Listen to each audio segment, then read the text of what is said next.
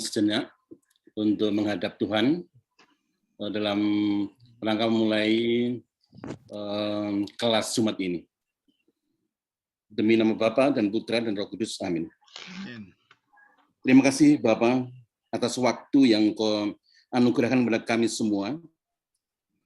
Sehingga dan anugerah waktu ini Engkau perkenankan bertemu dalam Zoom ini. Juga terima kasih atas teknologi yang dapat kami nikmati, walaupun di tengah pandemi kami tetap dapat bertemu dan berdiskusi untuk masalah-masalah yang sangat penting bagi kami semuanya.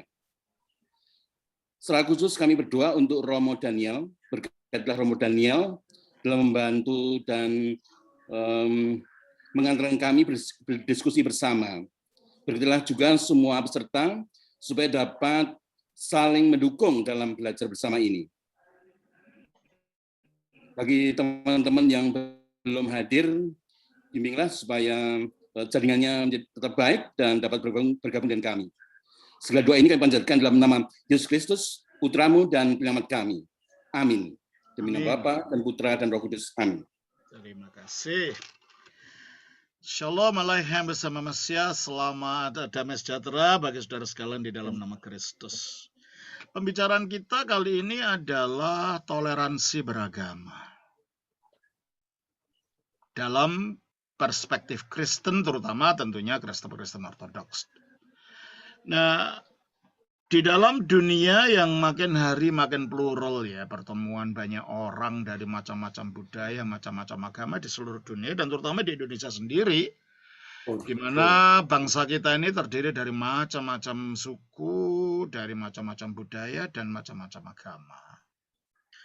Suatu pemahaman tentang hubungan satu yang lain antara iman yang berbeda-beda itu merupakan satu keharusan. Kita tidak bisa menghindari itu. Dan yang menjadi masalah adalah bahwa masing-masing agama itu mempunyai truth claim-nya sendiri-sendiri. Islam mengatakan kalau kamu bukan Islam tidak akan diterima Allah.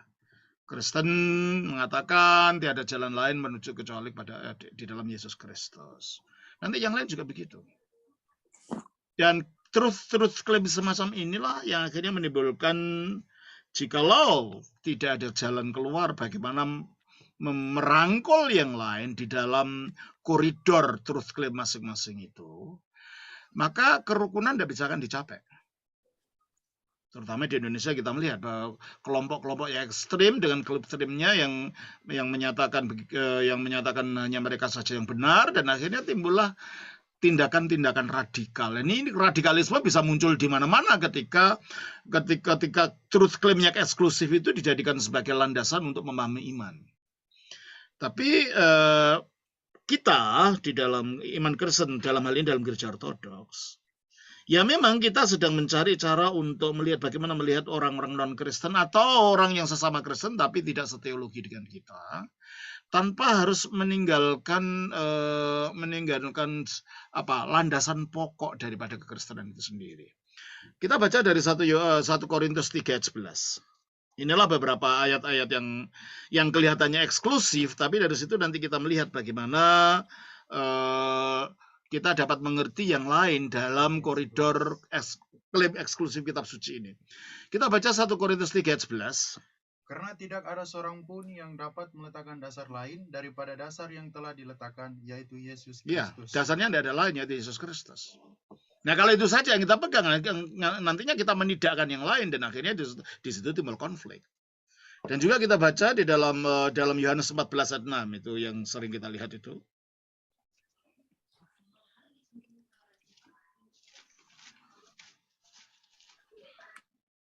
Kata Yesus kepadanya, "Akulah jalan dan kebenaran dan hidup. Tidak ada seorang pun yang datang kepada Bapa kalau tidak melalui aku." Dan kita baca juga Kisah Rasul 4 ayat 12.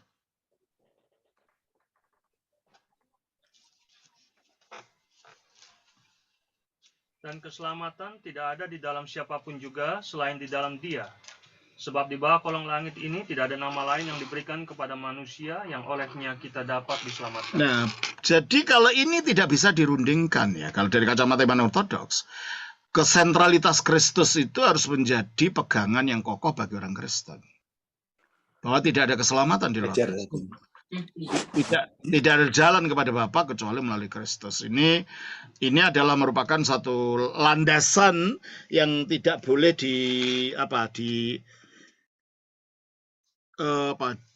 disisihkan. Itu menjadi landasan utama. Lalu bagaimana sekarang? Ya, bagaimana yang perlu harus kita lakukan adalah penekanan yang mengizinkan orang dari bermacam-macam agama, macam iman, untuk hidup bersama dan untuk mengadakan interaksi dalam damai. Nah, kita lihat ketika truth claim itu dijadikan terlalu ekstrim, ya kita lihat sekarang permasalahan di negara kita munculnya radikalisme itu. Nah, kalau masing-masing memegang cara itu, negara ini akan hancur. Negara ini kan hancur. Kalau gitu caranya kita melihat keimanan kita. Dan yang kedua adalah bagaimana kita cara untuk mencari jalan saling mengerti secara mendalam pengajaran agama-agama yang atasnya kita mengadakan dialog. Berarti kalau gitu tidak kita harus belajar agama lain. Kita memahami mereka bukan membuat karikatur terhadap agama mereka. Kalau mau berbicara dengan Islam, ya kita harus tahu Islam dengan sesungguhnya. Mau berbicara dengan Hindu, kita harus mengetahui Hindu dengan sesungguhnya. Dan sebaliknya. Ini yang berjalan dua arah. Kita mau belajar, kalau yang lain tidak mau belajar, ya pada akhirnya terjadi misunderstanding, permasalahan gitu. Jadi yang ketiga adalah kita tidak bisa membuat pengakuan secara dangkal, ya, mengapresiasi kamu baik, saya baik, agama sama saja. Tidak bisa begitu, nanti akhirnya muncul itu yang fundamental dalam muncul lagi, konflik lagi. Jadi kalau mau belajar, ya belajar sungguh-sungguh gitu loh. Yang mau belajar Islam sungguh, yang orang Islam mau belajar Kristen, ya Kristen sungguh. Jangan Kristen dari kacamata Islam, tidak jalan itu nanti. Atau Islam dari kacamatanya orang Kristen, atau Hindu dari kacamatanya orang Kristen. Tidak bisa. Kita harus memang betul-betul kalau mengapresiasi dengan benar. Makanya kalau dalam gereja ortodoks itu sejak tahun 40-an sudah mulai ada di dalam sekolah-sekolah teologi dan universitas ortodoks itu mulai dengan sungguh-sungguh mempelajari agama-agama lain.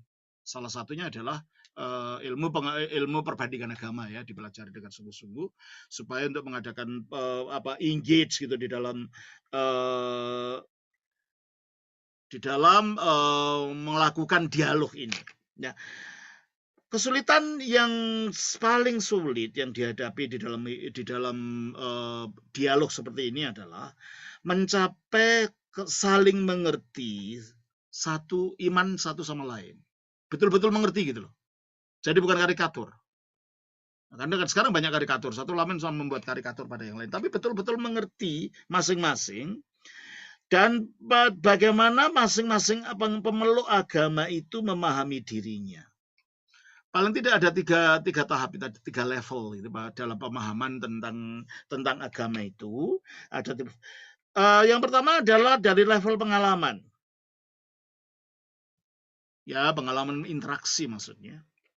Yang kedua adalah level rasional dan pengetahuan empiris. Ya, dari ilmu belajar itu. Yang ketiga adalah pemahaman yang agak kabur tentang agama itu, di mana pada umumnya pengikut agama secara umum itu gitu loh. Ya enggak tahu ya, hanya katanya karena dia sendiri mungkin agamanya sendiri juga tidak memahami, karena yang tahu kan para pimpinannya, tapi orang awam kan tidak. Jadi ini tiga level ini yang kita jumpai di dalam perjumpaan antar agama di dalam masyarakat. Dan banyak konflik itu muncul di antara para pengikut agama satu dengan yang agama yang lain karena adanya informasi yang salah dan salah mengerti. Oleh karena itu saya kira inilah tugas daripada para pemimpin agama, ya, untuk mengajar dan untuk membimbing orang banyak yang ada di bawahnya supaya mereka tidak dapat seret ke sana kemari dengan suara-suara jadi pemahaman yang benar. Masalahnya di Indonesia itu mungkinkah itu dilakukan? Karena saya sudah sering ikut di dialog agama ini. Iya di atas meja, tapi di bawah gitu loh.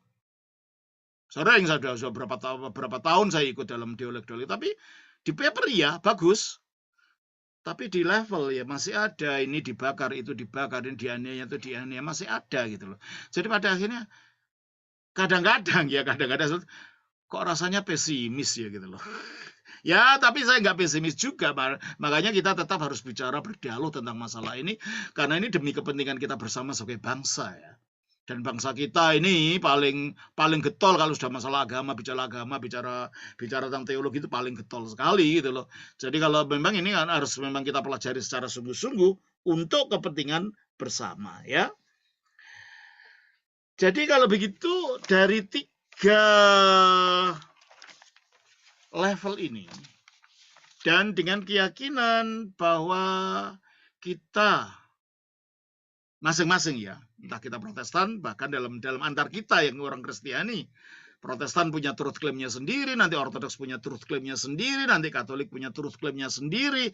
Bagaimana sih sebenarnya kalau begitu?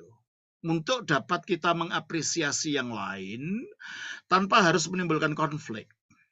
Pertama ya, di dalam gereja Ortodoks itu ada pemahaman tentang Allah. Yang disebut pemahaman bahwa Allah itu dibedakan antara esensi ilahinya dengan energi ilahinya.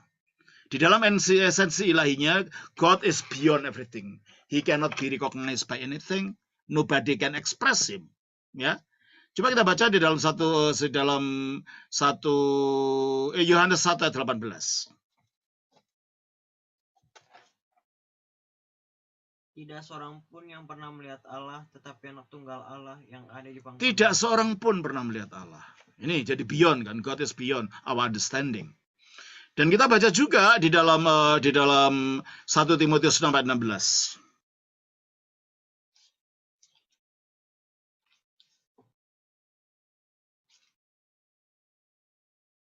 Dialah satu-satunya yang tidak takluk kepada maut, bersemayam dalam terang yang tak terhampiri. Ya, bersemayam dalam terang yang tak terhampiri. Kalau persemayaman saja tak terhampiri, apalagi dia yang ada di dalam persemayaman itu. Nah, inilah kalau dalam kebatinan Jawa disebut Gusti Allah itu tan kinoyo ngopo. Allah itu tidak dapat dikatakan bagaimana. Dalam sufisme dikatakan bila kaif. Tidak dapat deskripsikan, dan itu pula yang dikatakan di dalam liturgi gereja Ortodoks, di dalam liturgi Kristus dikatakan bahwa Allah itu di atas pengucapan verbalisasi, Allah itu di atas melewati pemahaman, Allah itu melewati visi, Allah itu melewati mengatasi pengertian. Jadi kalau gitu memang ada satu misteri di dalam Allah itu yang tidak dapat dikatakan secara sederhana. Ya. Tetapi sementara esensinya Allah atau hakikat ilahi ini di luar komunikasi, Allah menyatakan dirinya melalui kemuliaannya, melalui kabod, dalam wujud kemuliaan, dalam wujud sinar. Coba kita lihat di dalam yang paling kalsik itu dalam Yehezkiel pasal 1 ayat 26 sampai 28. Kita baca. Di atas cakrawala yang ada di atas kepala mereka ada menyerupai tahta yang kelihatannya seperti permata lazurit, dan di atas yang menyerupai tahta itu ada yang kelihatan seperti rupa manusia. Jadi bukan betul-betul manusia, seperti rupa manusia. Itu penampakan teofani ya. Terus? Dari yang menyerupai pinggangnya sampai ke atas aku lihat seperti suasa mengkilat, dan seperti api yang ditudungi sekelilingnya. Dan dari yang menyerupai pinggangnya sampai ke bawah, aku lihat seperti api yang dikelilingi sinar. Seperti busur pelangi yang terlihat pada musim hujan di awan-awan, demikianlah kelihatan sinar yang mengelilinginya. Begitulah kelihatan gambar kemuliaan Tuhan. Ya. Gambar kemuliaan Tuhan. Kemuliaan Tuhan inilah kabut Elohim. Jadi Allah menyatakan diri melalui kabut, melalui kemuliaan ini, melalui sekina, melalui sinar. Dan ketika firman-Nya jadi manusia, berwujud Yesus Kristus, sinar itu nampak melalui tubuhnya. Kita baca di dalam Matius pasal yang ke-17 ayat 1 dan 2. Kita baca di sana. Matius 17 ayat 1 dan 2. 6 hari kemudian Yesus membawa Petrus, Yakobus, dan Yohanes saudaranya, dan bersama-sama dengan mereka ia naik ke sebuah gunung yang tinggi. Di situ mereka sendiri saja. Lalu Yesus berubah rupa di depan mata mereka. Wajahnya bercahaya seperti matahari, dan pakaiannya menjadi putih bersinar seperti terang. Di dalam gereja ortodoks, sinar ini adalah sinar kabut yang sama yang menyatakan diri di dalam bait Allah. Karena Kristus adalah firman yang menjadi manusia dan bersemayam di antara kita. Dalam bahasa Yunaninya eskinomen en imin.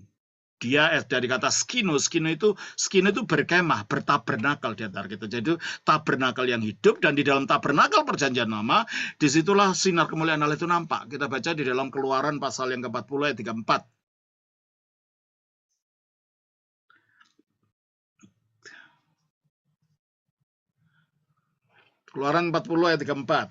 Lalu awan itu menutupi kemah pertemuan dan kemuliaan Tuhan memenuhi kemah suci. Kemah suci kemuliaan Tuhan memenuhi kemah suci. Nah, kemuliaan yang sama memenuhi kemah yang telah jadi daging ini, Yesus Kristus. Itulah sinar yang tak tercipta. Oleh karena itu di dalam gereja ortodoks dibedakan antara esensi ilahi yang tidak dimengerti manusia, tetapi energi ilahi yang kalau menampakkan diri wujudnya sinar, atau wujudnya kuasa yang bekerja melalui Kristus, itulah energi ilahi. Kita baca dalam Lukas pasal 8 ayat 46. Lukas 8 ayat 46. Tetapi Yesus berkata, ada seorang yang menjamah aku, sebab aku merasa ada kuasa keluar dari Ada kuasa keluar, berarti dia sumber dari kuasa itu. Itulah energi. Kalau energi menampakkan diri wujudnya kuasa, kalau menyatakan diri dalam karya itu wujudnya kuasa, tapi kalau menampakkan diri wujudnya sinar. Dan sinar itulah kabut yang sama yang dilihat dalam perjanjian lama. Dan melalui kemuliaan inilah manusia bisa berpartisipasi dengan Allah. Dalam esensinya tidak, oleh karena itu iman Kristen dalam ortodoks membedakan dirinya dengan panteisme. Kita tidak bisa nyemplung manunggal di dalam hakikat ilahi, tetapi kita bisa ambil bagian di dalam energi ilahi ini. Pengalaman ini real di dalam energi ilahi ini, tetapi tanpa menjadikan kita menyatu, menyemplung di dalam hakikat ilahi. Coba kita baca di dalam Kisah Rasul pasal yang ke-17, ayat yang ke-27.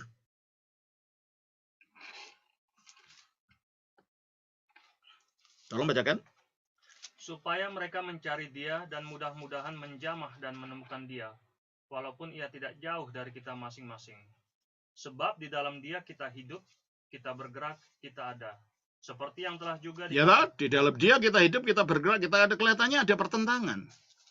Kalau dalam 1 Timotius 6 ayat 16 dikatakan, dia bersemayam dalam terang yang tak terhampiri. Di sini dia bergerak, di dalam dia kita bergerak, kita hidup, kita ada.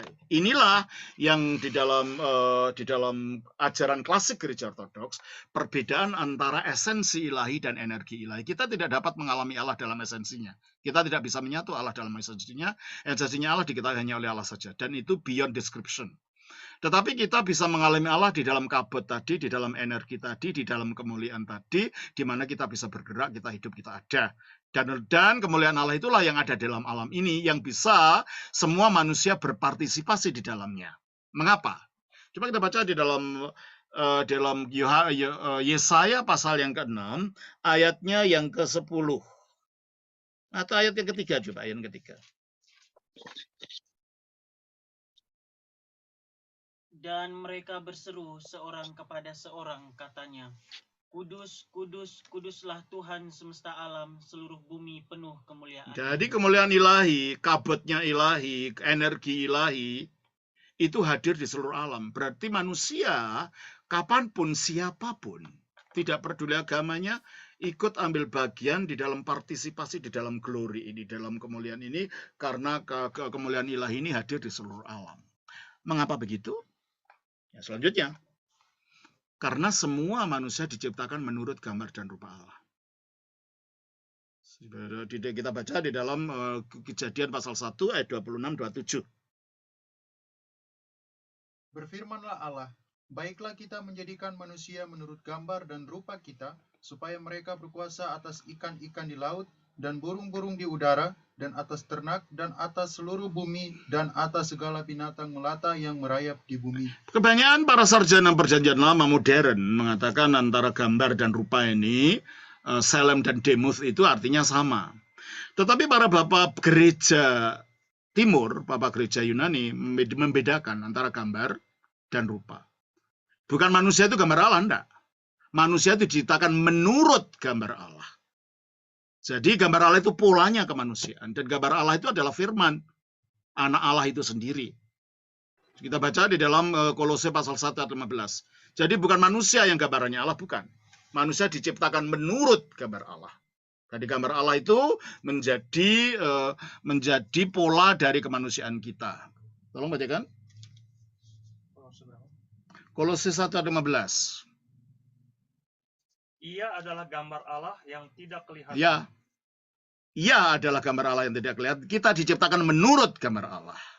Oleh karena itu Justinus Martir mengatakan bahwa sebenarnya karena semua manusia itu diciptakan menurut gambar Allah, berarti memiliki refleksi sifat-sifat ilahi yang berasal dari gambar Allah ini, maka sebenarnya jiwa manusia itu jiwa Kristen seharusnya. Nah ini konflik lagi dengan klaimnya Islam, di mana jiwa manusia itu awalnya memang nggak Islam gitu. Tetapi menurut para bapak gereja, jiwa manusia itu jiwa Kristen gitu loh. Jadi ketika orang tidak menyatu dengan Kristus, dia anjlok dari rel kemanusiaannya gitu kalau menurut ajaran para gereja timur, bapak gereja timur ya.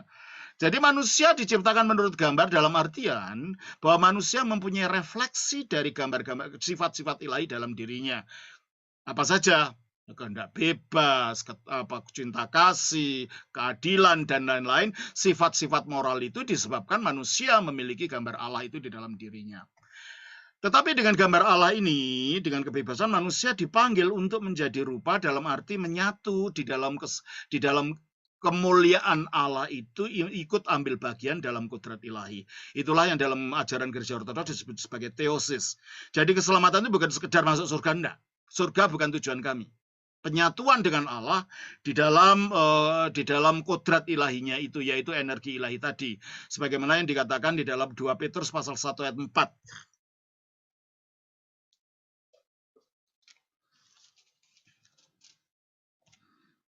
Dengan jalan itu, ia telah menganugerahkan kepada kita janji-janji yang berharga dan yang sangat besar, supaya olehnya kamu boleh mengambil bagian dalam kodrat ilahi. Olehnya kamu boleh ambil bagian dalam kodrat ilahi. Inilah kalau menggunakan istilahnya bahasa Jawa, inilah manunggiling kawula Gusti itu. Menyatunya antara hamba dan tuannya. Nyatu dalam kodrat ilahi, tetapi bukan kalau kebatinan Jawa menggunakan kata jumbo itu mencampur, itu tidak mungkin. Ini panteisme, itu ditolak oleh gereja ortodoks. Kita menyatu dengan Allah, tapi bukan di dalam hakikat ilahi, tetapi di dalam kodrat ilahi atau esensi ilahi. Penyatuannya adalah penyatuan dalam kemuliaan, penyatuan adalah penyatuan dalam energi, tetapi bukan pada esensi. Makanya dibedakan antara esensi dan energi.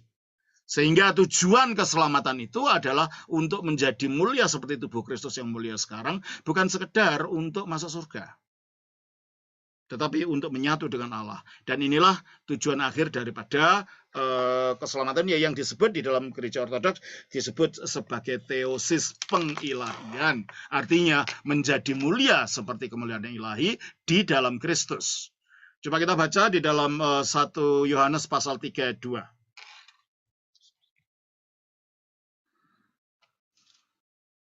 Saudara-saudaraku yang kekasih, sekarang kita adalah anak-anak Allah, tetapi belum nyata apa keadaan. Ya, kita disebut anak Allah itu bukan yang sekedar label. Sebagaimana anak kucing itu bukan yang sekedar label, harus jadi seperti kucing. Anaknya anjing ya seperti anjing. Anaknya manusia ya seperti manusia. Anaknya Allah harus seperti Allah juga. Berarti kalau itu menjadi anak Allah itu ontologis sifatnya. Bukan hanya sekedar posisi secara hukum. Kita menjadi anak Allah artinya kita ikut ambil bagian dalam kudrat ilahi itu. Nah, menjadi manusia kayak Allah itu yang gimana belum ada, maka belum nyata keadaan kita kelak, dikatakan di situ. Terus? Akan tetapi kita tahu bahwa apabila Kristus menyatakan. Nah, konteksnya Kristus. Apabila Kristus menyatakan diri, kita akan menjadi sama seperti Dia. Kita akan menjadi sama seperti Dia. Karena Kristuslah anak Allah secara natural sebab Dia itu firman-Nya Allah, maka untuk menjadi Allah harus menjadi secara ontologis seperti Kristus, bukan hanya secara moral. Nah, sekarang kan menjadi Kristus artinya moralnya harus ini, harus bukan. Menjadi seperti Kristus sendiri, sehingga kita menjadi mulia sama Kristus itu adalah mulia. Sebagaimana dikatakan di dalam Filipi pasal 3, 20-21. Filipi pasal 3, 20, 21. Karena kewargaan kita adalah di dalam sorga, dan dari situ juga kita menantikan Tuhan Yesus Kristus sebagai Juru Selamat, yang akan mengubah tubuh kita yang hina ini, sehingga serupa dengan tubuhnya yang Nah, mengubah menjadi Juru Selamat artinya mengubah tubuh kita yang hina ini. Hina gimana? Karena bisa mati, bisa lapuk, bisa rusak. Sehingga menjadi seperti tubuhnya yang mulia, tubuh yang dimuliakan sesudah kebangkitannya, kita akan menjadi sama seperti dia. Dan itulah dalam pemahaman keselamatan dalam gereja ortodoks itu, bahwa kita dilepaskan dari pada kelapukan akibat kejatuhan ini untuk menjadi ikut mulia di dalam kemuliaan ilahi ini. Nah, inilah postulat daripada pemahaman kita tentang agama lain setelah kita mengerti diri kita sendiri dalam kacamata iman Kristen ortodoks sesuai dengan ajaran Alkitab tadi. Jadi kalau gitu, eksplorasi kita harus berlanjut untuk berbicara tentang hubungan manusia dengan Allah.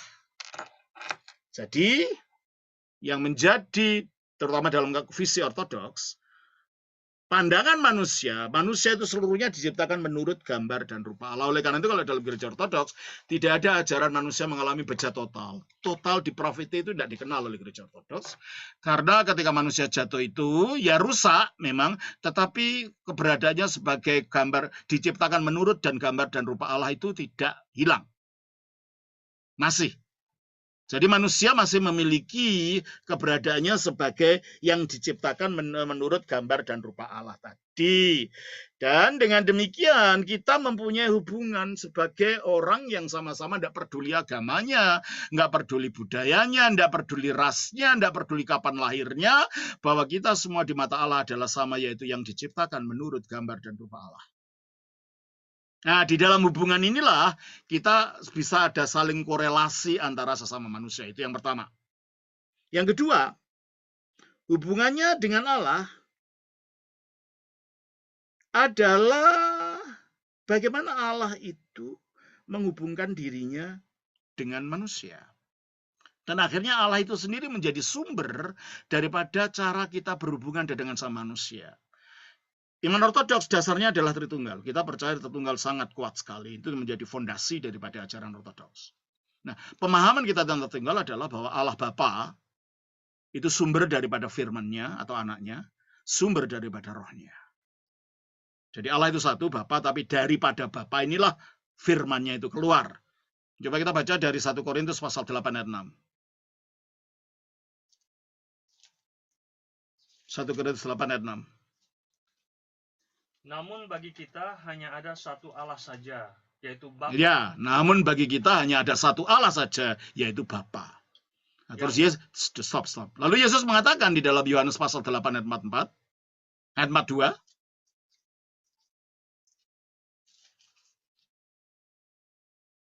kata Yesus kepada mereka, jikalau Allah adalah Bapamu, maka kamu akan mengasihi aku, sebab aku keluar dan datang dari aku keluar dari Allah, berarti tadinya di dalam Allah. Jadi Bapa itu sumber daripada keilahian, sumber dari keesaan Allah, di mana firman-Nya berada, dan firman-Nya itu keluar dari Bapa ini. Tapi juga kita baca di dalam Yohanes 15 ayat 26.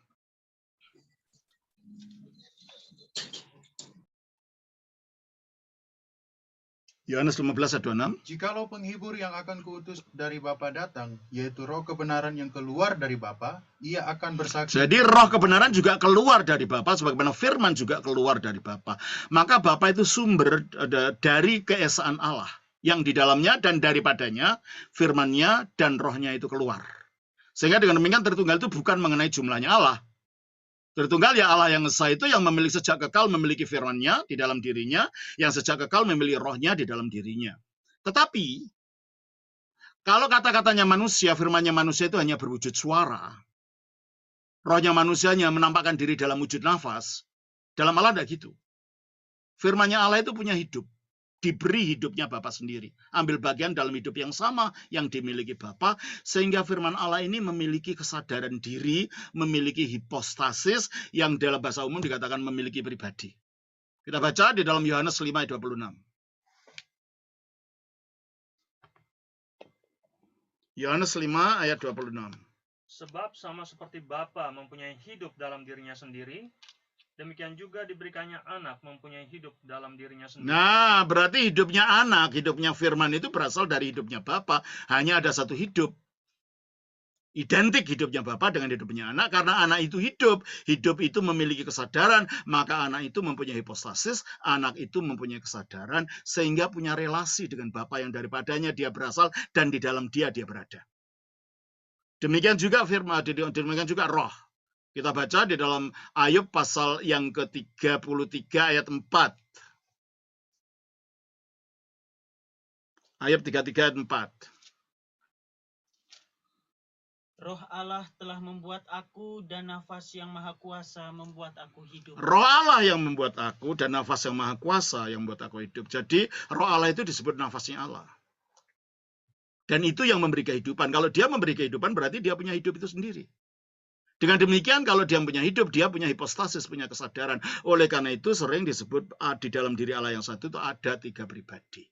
Allah, firman-Nya yang punya hidup, rohnya yang juga punya hidup, sehingga ada hubungan antara Allah dengan firman-Nya dan rohnya, dan hubungan itu adalah hubungan kasih. Coba kita baca di dalam Yohanes pasal 17 ayat 24. Yohanes 17 ayat 24.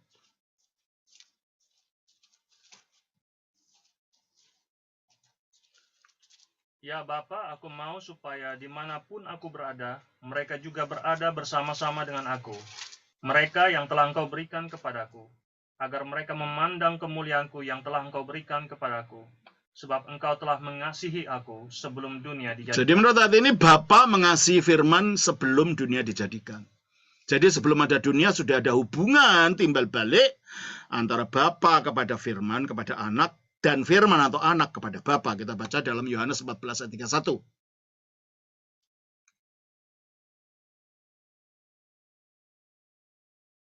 Tetapi supaya dunia tahu bahwa aku mengasihi Bapa. Stop. Supaya dunia tahu bahwa aku mengasihi Bapa. Bapa mengasihi aku. Berarti ada mutual love. Hubungan saling mengasihi dari Bapa kepada firman, dari firman kepada Bapa. Lah Roh Kudus di mana? Di dalam Roma pasal 5 ayat 5. Roma pasal 5 ayat 5. Dan pengharapan tidak mengecewakan, karena kasih Allah telah dicurahkan di dalam hati kita oleh Roh Kudus. Jadi fungsinya Roh Kudus di sini adalah mencurahkan kasih Allah. Di sini kasihnya Roh Kudus dicurahkan kepada hati kita. Tapi Roh Kudus kan kekal. Maka fungsinya juga kekal, mencurahkan kasih itu. Kita baca di dalam Ibrani pasal 9 14. Ibrani 9 ayat 14. Betapa lebihnya darah Kristus yang oleh roh yang kekal. Jadi kalau roh ini kekal, berarti fungsinya untuk mencurahkan kasih Bapa itu juga kekal. Ketika ada manusia, kasihnya Bapa itu dicurahkan pada manusia. Tapi sebelum ada manusia, kasih itu dicurahkan kepada siapa? Kepada dia yang sejak kekal dikasih Bapa, yaitu Putra tadi. Sehingga dengan demikian kasihnya Bapa itu dicurahkan dari Bapa kepada Putra oleh Roh Kudus atau di dalam Roh Kudus, dan kembali dikembalikan dari Putra kepada Bapa oleh Roh Kudus yang sama itu, sehingga di dalam hidup Allah yang kekal itu intinya adalah kasih. Maka ketika kita mengatakan Allah itu kasih, bukan karena pertama-tama mengasihi kita, dirinya itu loh kasih. Dia mengasihi kita kalau di dalam dirinya itu kasih. Sebab Bapa mengasihi firman sejak kekal, firman mengasihi Bapa sejak kekal, dan firman itu kasih itu dicurahkan secara sirkular dari Bapa kepada Putra, Putra kepada Bapa. Makanya dikatakan di dalam 1 Yohanes 4 ayat 8.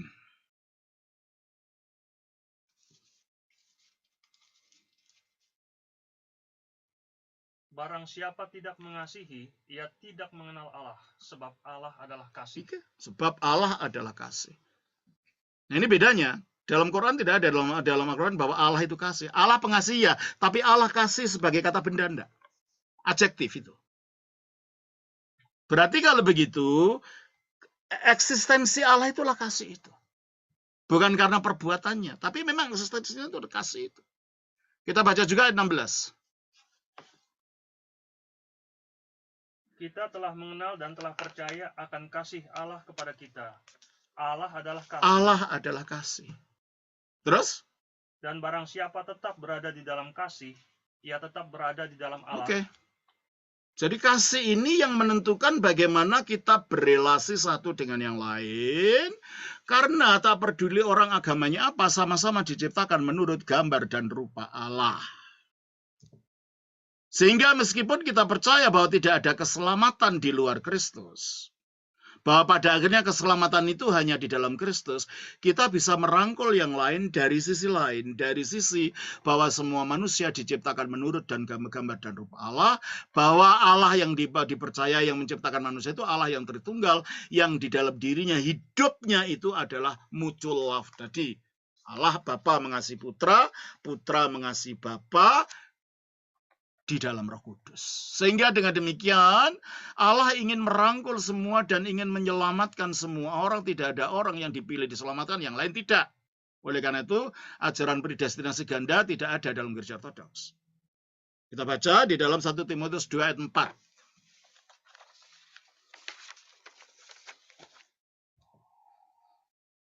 Yang menghendaki supaya semua orang diselamatkan dan memperoleh pengetahuan. Yang menghendaki semua orang diselamatkan. Tidak ada orang mau dipilih diselamatkan, yang lain nanti dihukum. Tidak. Semua orang ingin diselamatkan. Itu visinya Ortodoks. Dan kita baca juga di dalam 2 Petrus 3 ayat 9. 2 Petrus pasal 3 ayat 9.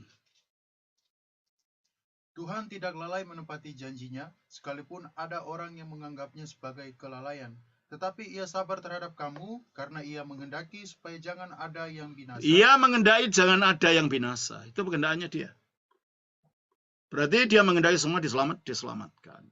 Nah, jadi dari sinilah kita melihat bahwa Allah itu merangkul semua kemanusiaan. Memang yang menjadi intinya adalah Yesus Kristus. Tetapi di dalam Yesus Kristus ini, kalau orang itu dirangkul dan orang itu merasakan rangkulan Allah, menerima panggilan rangkulan Allah itu, nanti ketemunya di dalam Yesus. Sehingga mungkin sekarang secara formal orang itu bukan bagian dari gereja. Secara formal orang itu tidak mengakui Yesus. Tetapi di dalam hatinya ketika benih sabda di dalam dirinya itu. Karena yang menyelamatkan itu sang sabda. Hanya kita sabda yang jadi manusia. Kalau ada kebenaran ditemui di dalam agama apapun, itu yang menyatakan diri karena hanya ada suatu kebenaran yang menyatakan diri ya Kristus ini. Kita baca Yohanes 1 ayat 9.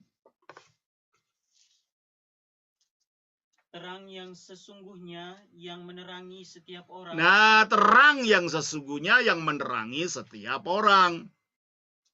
Jadi kalau ada terang, orang mendapatkan terang, datanya dari terang sang terang sejati ini. Tophos ton alitinon. Terang yang benar, terang yang sejati. Yaitulah Kristus. Akulah terang dunia. Sehingga kalau ada terang apapun di dalam agama apapun, kita harus mengakui itu berasal dari Kristus. Nah, dan orang kalau memang mereka sungguh-sungguh ingin mencari kebenaran akan bertemunya dengan sang terang ini. Sang terang ini yang menerangi semua manusia. Dan kalau orang itu mengikuti terang itu dalam hati nuraninya, kemungkinan untuk keselamatan itu ada sebab yang menyelamatkan ya sang sabda, sang terang. Ini bukan di luar dia. Dengan demikian tetap kita dasar kristologis kita tetap kokoh. Tetapi kita bisa merangkul yang lain yang tidak secara formal menjadi percaya pada Kristus. Kita baca di dalam Roma pasal yang kedua, ayat yang ke-14 dan 15. Apabila bangsa-bangsa lain yang tidak memiliki hukum Taurat. Ya, maksudnya bangsa-bangsa lain ini adalah orang-orang goyim ya. Orang-orang Yahudi ya, kalau bahasa Islamnya orang kafir gitu ya. Orang Yahudi kan menyebutnya orang non-Yahudi sebagai goyim gitu ya. Apabila bangsa-bangsa lain atau orang-orang goyim ini yang tidak memiliki hukum Taurat, tidak ada kan hukum Taurat. Hukum Taurat kan diberikan kepada Israel, terutama yang berpusat pada hukum 10 itu, dasatitah ya. Ya semua apabila bangsa-bangsa goyim yang tidak memiliki hukum Taurat, terus oleh dorongan diri sendiri melakukan apa yang dituntut. Nah, ternyata mereka punya dorongan diri sendiri melakukan tuntutan Taurat. Contohnya apa? Sang Buddha, ya orang goyim kan, bagaimana dia bisa mengajarkan tentang meta karuna, cinta kasih tanpa batas, Padahal kasih itu sifatnya Allah. Konghucu juga mengajarkan tentang Ren, manusia yang sempurna, yang dasarnya juga cinta kasih. Dari mana ini dapat? Ya dari itu tadi.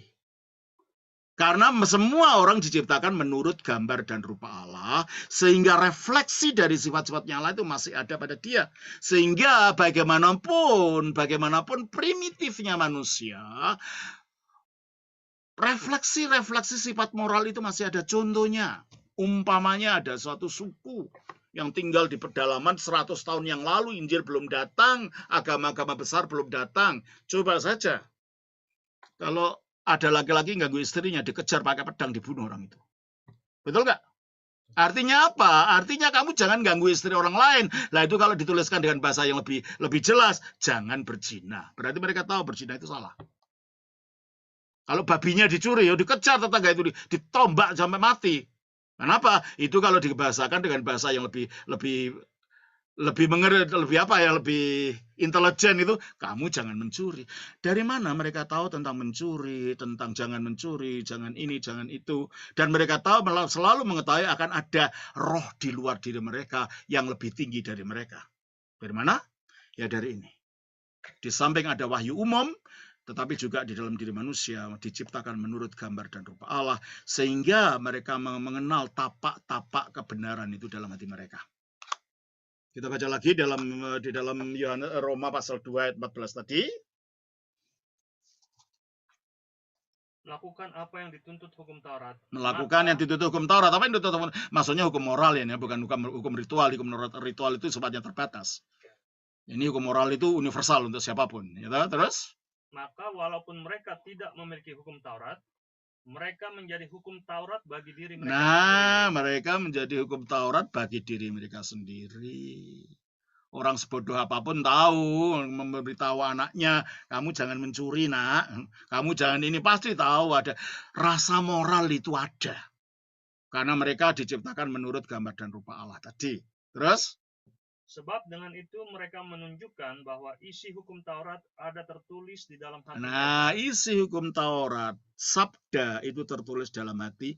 Inilah yang oleh Justinus Martyr disebut sebagai logos spermatikos, benih sabda di dalam manusia. Nah, kalau kita orang Kristen menemui sabda yang jadi manusia, orang-orang ini memiliki sabda dalam wujud benih di dalam dirinya.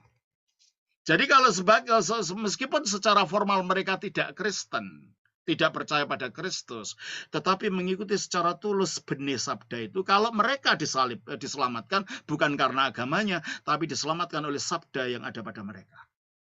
Jadi tetap ini tidak menyisihkan pengakuan Kristen bahwa tidak ada jalan lain keselamatan kecuali dalam Yesus. Hanya bentuknya Yesus masih belum bentuk yang inkarnasi, tapi masih dalam bentuk benih sabda di dalam hati orang itu. Dengan demikian, keselamatan tetap di dalam Yesus Kristus, bukan di luarnya. Hanya, kalau dalam Kristen, dengan firman yang jadi manusia, ada, tanda kutip, kepastian. Kalau dalam mereka, ada kemungkinan. Ya. Kalau mereka, orang perjanjian lama juga kemungkinan karena mereka diselamatkan melalui partisipasi, melalui antisipasi. Kalau kita diselamatkan melalui partisipasi ke dalam firman yang telah jadi manusia itu. Dengan demikian, kita bisa kokoh dengan keyakinan tentang kristologis tanpa meniadakan pihak lain. Sebab kita masih ada pintu bagi dia untuk bisa dirangkul oleh kasih Allah ini di dalam Kristus, tapi dengan jalan yang lain. Nah, mengerti akan hal ini kalau begitu, di dalam pemikiran umat Kristen Ortodoks, ada 3 pendekatan terhadap orang-orang beragama lain dalam hubungan toleransi beragama. Yang satu, bahwa semua orang yang bukan Kristen pasti akan menerima hukuman karena tidak ada keselamatan di luar tubuh Kristus, gereja yang nampak itu. Kalau tidak terang-terangan jadi anggota tubuh Kristus, menerima Kristus, orang itu pasti masuk neraka. Nah, ini banyak, ini orang fundamentalis begitu itu. Ya, seperti fundamentalis agama apapun, ya, akhirnya sikapnya seperti itu. Kalau kamu tidak ada dalam kelompok agamaku, ya kamu masuk neraka, gitu kan. Nah, orang fundamentalis Kristen juga begitu. Ya, itu yang pertama. Yang kedua adalah bahwa orang-orang yang bukan Kristen dapat diselamatkan meskipun yang dipraktekkan bukan kekristenan, tetapi hanya melalui kasih karunia Allah. Jadi bisa diselamatkan dengan kasih karunia Allah. Yang ketiga adalah orang Kristen dapat diselamatkan melalui agama-agama itu. Semua agama menyelamatkan, gitu ya. Semua agama menyelamatkan, tidak peduli agamamu apa, gitu. Kamu bisa diselamatkan oleh agama itu. Yang pertama ditolak oleh gereja ortodoks, yang kedua juga. Yang ketiga, gereja ortodoks menolak eksklusivisme yang membuat permusuhan. Tapi gereja ortodoks juga tidak bisa pluralistik yang ngawur gitu loh, tidak punya dasar. Ya, pokoknya kan beragama sama aja. Lalu uniknya Kristus di mana terus? Klaim-klaimnya Kristus dalam Alkitab di mana terus? Oleh karena itu, di dalam gereja ortodoks, memang keselamatan dalam Kristus, orang lain bisa diselamatkan di dalam Kristus. Pertama, kalau dia memang mendengarkan suara benih sabda dalam dirinya, karena mereka diciptakan menurut gambar dan rupa Allah, karena mereka juga tidak luput dari kasihnya Allah, sebab kasihnya Allah bukan hanya untuk orang Kristen. Ketika mengirimkan Kristus ke dunia. Kasih Allah itu untuk dunia ini. Kita baca dalam Yohanes pasal 3:16. Karena begitu besar kasih Allah akan dunia ini, sehingga ia telah mengaruniakan anaknya yang tunggal, supaya setiap orang yang percaya kepadanya tidak binasa, melainkan beroleh hidup. Karena begitu besar kasih Allah akan dunia. Bukan hanya kasih Allah akan orang Kristen. Ya memang pada akhirnya yang mendapat manfaat daripada kasih yang inklusif itu hanya yang percaya memang. Tetapi niatnya datangnya Kristus adalah untuk semua orang. Ya. Nah, jadi itulah jadi kalau begitu di dalam iman ortodoks yang dicari bukan jalan eksklusif nomor 1 atau jalan ngawur tanpa dasar. Tapi kita mengambil jalan inklusif. Sementara Kristus satu-satunya jalan, orang lain yang mengikuti benih sabda yang dalam dirinya ada kemungkinan untuk diselamatkan. Bukan kepastian, tapi kemungkinan untuk diselamatkan. Ya, terus. Jadi kalau begitu afirmasi dari kitab suci tentang sentralitas Kristus itu tidak disisihkan. Klaim dari kitab suci bahwa postulat-postulat pemahaman kita tentang Kristus itu tetap dipertahankan. Karena di dalam gereja ortodoks, ya, studi teologi itu keluar dari pengalaman tradisi, yaitu tradisi dari gereja. Liturginya adalah merupakan pengalaman tertulis, kitab suci, tulisan dari beberapa gereja, doktrin, dan kanon-kanon gereja. Ya. Tantangan dan kesempatan yang kita hadapi di dalam pluralisme agama yang sekarang ini harus tetap dihadapi melalui keyakinan Kristen tadi. Dan dialog-dialog yang kita arahkan pada tujuan kita, pada persatuan ini, pada masa kini dan masa yang kedatang, harus tetap didasarkan pada akar kekristenan kita masa sekarang maupun akar kekristenan kita masa lalu. Kita tidak bisa meninggalkan Bapak Gereja. Kita tidak bisa meninggalkan sejarah ya, di mana Roh Kudus telah menuntut gereja sejak zaman para rasul, para bapak gereja, dan kehidupan gereja selama itu. Kita bukan yang mengarang kekristenan. Kekristenan sudah ada sejak awal, ya. Jadi kalau gitu pesan kekristenan tentang berita gembira keselamatan itu merupakan sentral. Bahwa Yesus adalah jalan, kebenaran, dan hidup, dan tak seorang pun datang kepada Bapa kalau tidak melalui aku. Yohanes 14 ayat 6. Petrus mengakui kepada di Filipi, engkau adalah Kristus, anak Allah yang hidup. Markus 8 ayat 29, tolong bacakan.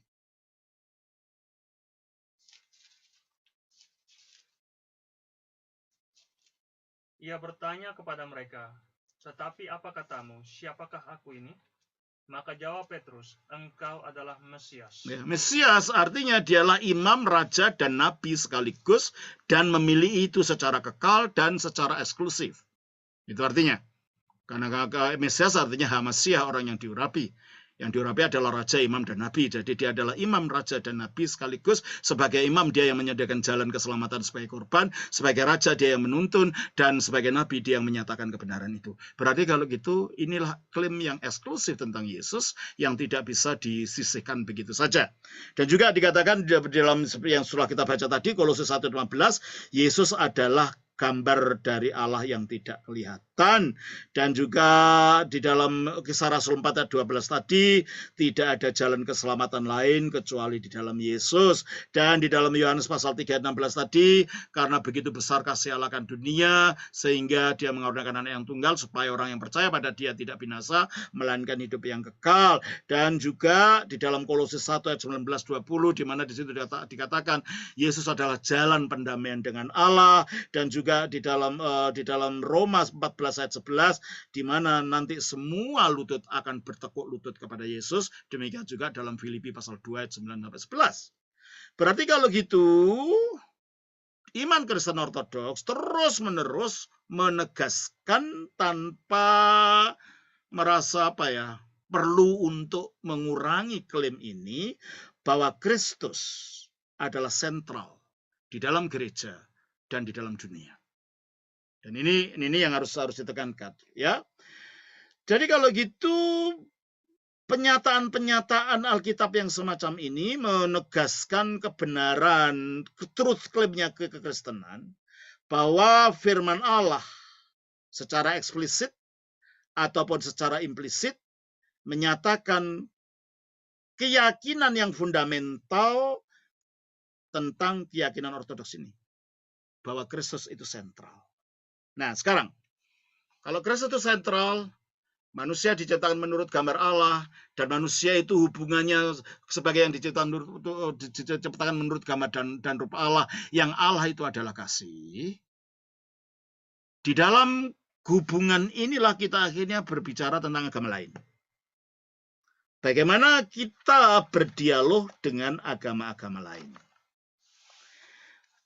Pandangan dialog gereja Ortodoks dengan agama lain itu juga berakar pada para bapak gereja. Sesudah zamannya para rasul, yaitu Justinus Martir yang saya katakan tadi, yang hidup pada abad kedua, dia seorang apologis pada abad kedua, menyatakan di mana saja, apa saja yang benar di antara miliknya, apa yang dimiliki manusia, itu adalah haknya orang Kristen. Karena hanya ada satu kebenaran, yaitu Kristus. Mereka tahu kebenaran berasal mereka, berarti itu dinyatakan oleh Kristus. Ya, terus itu kata dari Justinus. Jadi kalau gitu, objektif dari Tritunggal itu bersifat universal. Dan dengan demikian kita mempunyai sikap inklusif tadi, sehingga dengan demikian kita dapat melihat agama lain dengan lebih objektif. Di mana kita bisa temukan di sana. Jangan membuat karikatur terhadap agama lain, akhirnya tidak akan ketemu apa-apa, tidak bisa ada dialog. Kalau kita melihat agama lain dari karikatur kacamata kita, gimana kita bisa mengerti mereka, dan di mana kita ada dialog yang sungguh-sungguh. Dengan menyadari adanya perbedaan, tapi menyadari bahwa masih ada tapak-tapak kebenaran di tempat lain, kita beroperasi melalui tapak-tapak kebenaran yang masih ada, yang masih dapat kita akui bahwa itu adalah miliknya Kristus. Ya, kita baca juga dalam Kisah Rasul 10:34-35.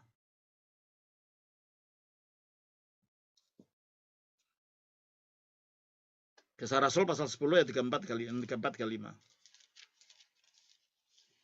Lalu mulailah Petrus berbicara, katanya, sesungguhnya aku telah mengerti bahwa Allah tidak membedakan orang. Setiap orang dari bangsa manapun yang takut akan Dia dan yang mengamalkan kebenaran berkenan kepadanya. Oleh karena itu akhirnya orang itu percaya pada Kristus. Jadi apa itu? Persiapan kepada pengenalan kepada Kristus. Jadi kalau begitu, sesuai dengan apa yang diajarkan oleh Bapak Suci Justinus Martyr, di mana dikatakan bahwa di dalam diri manusia itu ikut serta di dalam logos spermatikos, benih sabda tadi, maka kita dapat melihat menghormati manusia bahwa di dalam masing-masing manusia ini ada satu logos atau benihnya sabda yang ada dalam situ, sehingga kita bisa saling berkomunikasi di sana. Ya. Nah, Yohanes Chrysostomos pada abad keempat mengatakan bahwa dia bukan Allah dari orang tertentu, tetapi dia Bapa dari semua, karena semua diciptakan oleh dia. Meskipun ini Bapa secara umum, bukan Bapa dalam arti penebusan. Kalau kita diangkat jadi Bapa karena iman kepada Kristus. Tapi namun demikian Allah juga Bapa dari semua manusia. Ya, oleh karena itu menurut Yohanes Chrysostomos, menurut providensinya dia, Allah ingin membawa semua manusia kepada keselamatan itu. Ya. Kepada orang-orang Yahudi, Allah memberikan hukum tertulis. Tetapi kepada orang-orang goyim tadi, Allah memberikan hukum alamiah, yaitu hukum yang terpatri di dalam akal budinya, hukum moral yang terpatri di dalam hati nuraninya. Ini bedanya. Jadi hukumnya hukum tidak tertulis tapi terpatri di dalam dirinya. Di akhir-akhir ini Profesor John Karmiris dari Universitas Athena mendasarkan studinya dari para bapak gereja menyimpulkan bahwa keselamatan dari orang non-Kristen, orang non-ortodoks, para bidat, itu semua tergantung kepada Allah yang maha baik, yang maha bijaksana, dan maha kuasa, yang bekerja melalui gerejanya, tetapi juga melalui cara-cara yang lain. Ya, gereja memang itu fokusnya, tetapi Allah tidak bisa dibatasi karena dia bisa bekerja dengan cara yang lain. Oleh karena itu, kalau begitu kita sekarang tidak bisa menghina orang gitu loh. Meskipun kita punya klaim kita bahwa Kristus itulah satu-satunya jalan, tetapi kesempatan untuk orang lain diselamatkan itu hak prerogatifnya Allah, bukan hak kita. Nah, oleh karena itu kalau begitu, kita harus betul-betul belajar agama-agama lain untuk dapat mengerti mereka, sehingga kita dapat mengadakan dialog secara mendalam untuk dapat mengerti mereka, sehingga dalam kasih, sehingga terjadi suatu hubungan yang damai antara satu dengan yang lain. Ya. Selanjutnya, mengenai kebenaran dan toleransi. Sebagaimana telah ditekankan tadi, masalah kebenaran Kristiani itu adalah masalah yang paling penting di dalam pandangan iman Kristen Ortodoks mengenai agama yang lain. Pontius Pilatus mengatakan pada Kristus, Yohanes 18 ayat 38.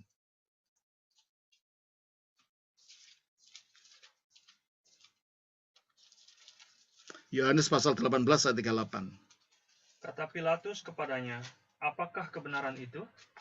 Ya, apakah kebenaran itu? Jawabannya dari kacamata ortodoks. Dia menyatakan, memberikan pertanyaan ini kepada Yesus yang berdiri di depannya dan tetap diam. Maka penafsiran Kristus atas diamnya Kristus ini adalah jawabannya bahwa kebenaran itu berdiri di depan dia, di depan semua orang. Kebenaran itu adalah Kristus. Jadi sebenarnya di depan mata orang itu kebenaran itu sudah siap menyatakan diri. Orangnya mau nggak untuk menerima kebenaran ini, meskipun dia diem gitu loh. Ya, terus Kekaisaran Bizantium mengidentikan dirinya sebagai negara Kristen Ortodoks. Namun demikian, dalam kekaisaran itu mengizinkan praktek agama yang bermacam-macam di dalam lingkungan agamanya, di dalam lingkungan kerajaannya. Meskipun di Bizantium pengakuan agama Kristen sebagai agama yang dipilih sebagai agama negara dan juga menjadi agama resmi pemerintahan, tetapi dasar toleransi yang ada terhadap agama-agama lain tidak dibatasi. Jadi pengalaman sejarah ortodoks. Bagi iman Kristen ortodoks tidak ada fusi ya, antara kebenaran klaim Kristiani dengan mandat untuk bertoleransi. Ya, klaim kebenaran bahwa Kristus satu-satunya jalan, klaim kebenaran tidak ada keselamatan di luar Injil, itu harus tetap dipegang. Tetapi kita tidak bisa dengan mengatakan kita tidak bisa berbuat tidak toleran. Karena apa? Menyadari semua orang diciptakan menurut gambar dan rupa Allah, menyadari bahwa Allah yang menciptakan itu Allah yang kasih, sehingga kita bisa bertoleransi melalui kasih dan melalui menyadari manusia sebagai yang diciptakan menurut gambar dan rupa Allah ini. Jadi kesimpulannya apa kalau gitu? Kesimpulannya iman Kristen Ortodoks melihat dialog itu bukan hanya sebagai layak, tetapi yang seharusnya dilakukan. Dalam konteks dengan di Indonesia, dengan banyaknya pluralitas budaya dan agama di sini, ini merupakan sesuatu yang seharusnya kita harus berdialog. Sebab kalau dia tidak dialog, kita tidak saling mengenal, dan kalau kita tidak mengenal, kita tidak ada sayang satu dengan yang lain, dan akhirnya timbullah konflik horizontal yang ada dalam masyarakat ini. Ya. Jadi di dalam hubungan interaksi antar agama yang tidak ada bahasa dihindari ini,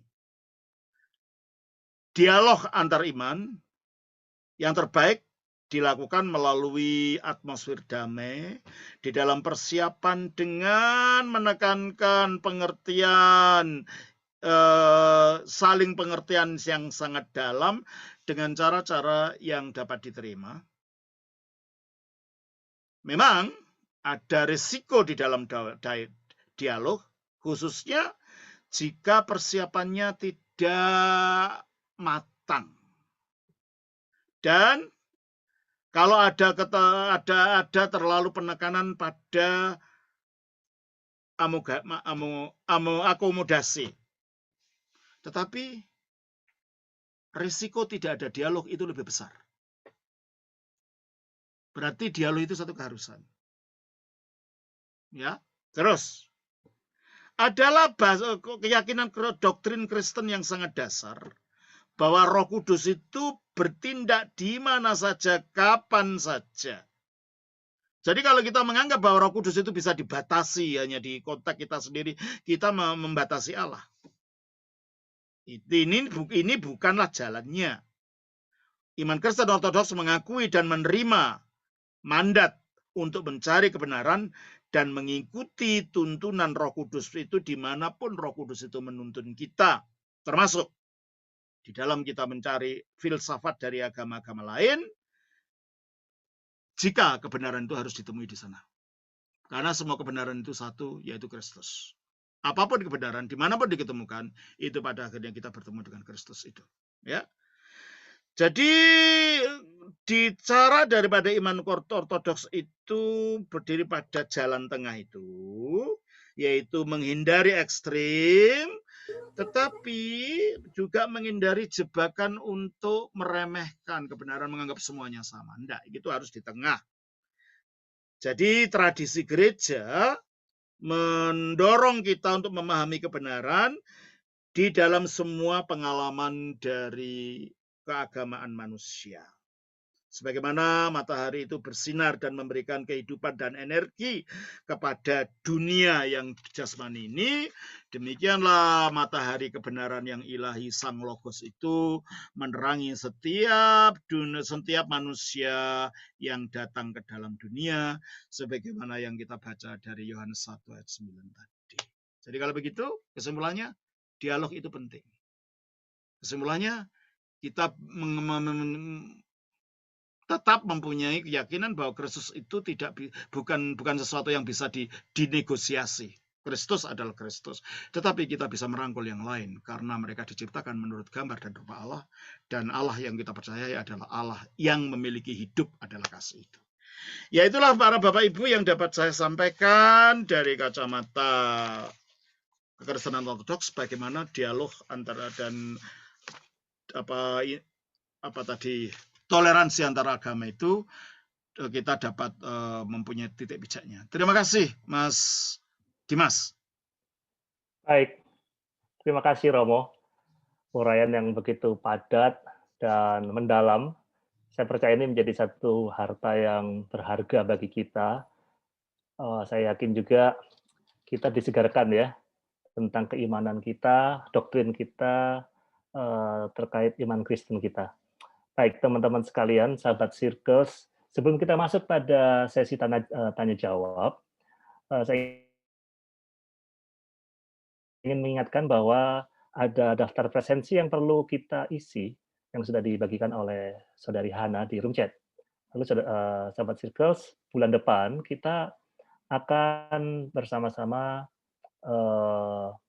dipersilakan untuk mengikuti kelas rasionalitas yang akan diajar oleh Romo Setio Wibowo SJ dengan topik ataraksia atau mengenal filsafat Stoa. Jadi bagi sahabat Circles yang ingin mendaftar, silakan saja langsung mendaftar. Dan pada hari Jumat, kelas Jumat pada bulan depan, kita akan sama-sama belajar bersama Profesor Dr. Bambang Sugiarto dari Universitas Parahyangan dengan topik yang begitu baik ya mengenai filsafat, sains, dan juga ada memento mori, satu topik atau subtopik yang akan dibahas, yaitu mengingat kematian ya, secara rasional. Bagi sahabat Circles yang ingin join, silakan. Oke, saat ini saya akan mengajak teman-teman semua, sahabat Circles, untuk mengajukan pertanyaan secara langsung kepada Romo Daniel. Bagi sahabat yang ingin bertanya, boleh menekan tombol raise hand yang sudah ada di layar Zoom kita. Silakan bagi sahabat Circles yang ingin mengajukan pertanyaan. Dan ini sambil menunggu sahabat Circles ada pertanyaan ya Romo mengenai Roma 2 ayat 14 tadi itu. Ya. Apakah ada kemungkinan atau ini membuka ruang kemungkinan orang-orang yang belum percaya Tuhan Yesus secara pribadi di dalam kehidupannya sampai bisa mendapatkan keselamatan dalam artian diterima oleh Tuhan. Di dalam kemurahan Tuhan mungkin, tetapi pasti tidak. Karena pastinya memang Kristus. Tapi kemungkinan itu tidak bisa kita tutup. Karena kita bukan Allah kan. Kita tidak bisa menutupi karya Allah. Tapi kalau toh mereka diselamatkan, tetap diselamatkannya melalui sabda. Yang sabda itu dalam diri mereka berwujud benih tadi, gitu loh. Hanya kalau kita sabdanya memang telah berwujud manusia, Yesus Kristus. Jadi ini tidak berarti menyisihkan keyakinan bahwa tidak ada keselamatan di luar Kristus, sebab mereka pun diselamatkan oleh Kristus, hanya bentuknya lain. Gitu. Ya. Ya. Terima kasih Romo. Baik, silakan sahabat Circles. Di sini ada Pak Agustinus, ada Pak Buce, dan juga Pak Prokopius Widaniarto mungkin yang ingin mengajukan pertanyaan. Silakan. Mungkin ke Pak Agustinus dulu ya. Silakan Pak Agus.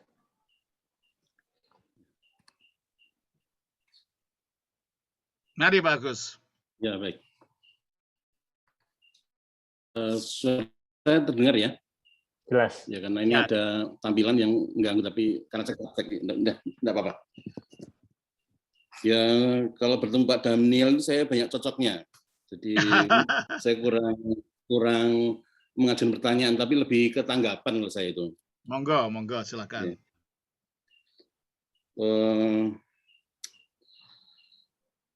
Ya sebenarnya banyak ajaran ya yang mengatakan bahwa manusia itu pada dasarnya baik dan mempunyai potensi untuk selamat di dunia dan akhirat. Seperti misalnya mengenai moral ya, saya mengutip Immanuel Kant. manusia tidak hanya takjub pada bintang-bintang di langit, tetapi juga pada moral hatinya. Setiap orang memang punya moral. Tadi Romo Daniel memberikan contoh satu suku yang hidup ratusan tahun yang lalu. Kalau di bidang hukum, misalnya orang hukum sangat familiar dengan ungkapan Latin ubi societas ibi jus, di mana ada masyarakat di situ pasti ada hukum gitu. Jadi manusia itu pada dasarnya baik gitu ya. Nah, kalau tadi Romo Daniel mengemukakan di awal ada unsur pesimis ya, tapi kelihatannya kalau ke belakang optimis itu ya. Jadi kalau awal itu pesimis karena antara pernyataan antara dokumen dan kenyataan berbeda begitu. Iya. Tapi ke sininya kok kelihatannya optimis gitu. Jadi awalnya pesimis, akhirnya ditutup dengan optimis. Kalau pengalaman hidup saya dari awal saya optimis ya, di awal ya. Baik itu dalam lingkungan pekerjaan, hidup bertetangga maupun berjejaring. Saya bekerja di lembaga publik. Ya, saya minoritas, tapi saya bisa berkarir. Walaupun di sana sini ada ganjalan, tapi akhirnya saya juga bisa berkarir dengan lancar. Saya hidup bertetangga juga selalu rukun. Bahkan rumah saya bisa dijadikan tempat untuk beridul fitri misalnya pada waktu sawalan. Berjaring saya pernah hidup di pesantren. Jadi live in di pesantren saya juga pernah, karena berjaring saya memungkinkan untuk kegiatan tertentu. Saya hidup di pesantren dan ya kami rukun-rukun saja begitu. Jadi saya selalu optimis.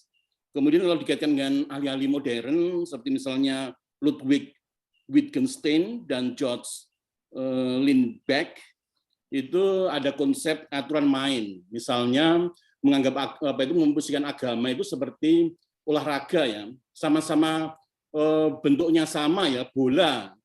Aturan main bola kasti dengan sepak bola berbeda. Tidak mungkin aturan bola kasti diterapkan pada sepak bola. Jadi masing-masing agama memiliki aturan mainnya sendiri, ya biarlah masing-masing bermain dengan caranya masing-masing. Adanya dengan cara menghormati begitu ya. Kemudian apalagi ya, saya kalau mengenai gereja ya, saya kira apa yang disampaikan oleh Romo Daniel sama isinya hampir mirip dengan dokumen-dokumen hasil Konsili Vatikan kedua ya. Walaupun saya yakin Romo Daniel tidak mengutip Konsili Vatikan kedua, tetapi kelihatannya energinya sama, itu energi yang disampaikan Romo Daniel dengan dokumen Konsili Vatikan kedua, seperti misalnya Lumen Gentium, kemudian apa lagi ya? Saya punya Gaudium et Spes begitu. Ya. Nah, dalam Lumen Gentium misalnya ya, itu paragraf ke-13. Saya kebetulan tadi waktu Romo Daniel berbicara itu saya mencari dokumennya, jadi saya ada di depan saya. Di paragraf 13 ditutup dengan kata-kata seperti ini ya. Semua orang tanpa kecuali yang karena semata-mata rahmat Allah dipanggil kepada keselamatan gitu ya. Tadi Romo Daniel waktu ditanya apakah di luar Yesus ada keselamatan, ya kalau berdasarkan hasil Konsili Vatikan kedua ini, dokumen lain saya lupa tempatnya, ya Tuhan bisa saja menyelamatkan dengan memilih caranya sendiri. Tuhan memilih cara sendiri untuk menyelamatkan orang di luar gereja. Tapi cuma saya lupa tempatnya itu. Ya. Ya saya kira saya nggak ada pertentangan dengan Romo Daniel. Saya ya banyak setujunya.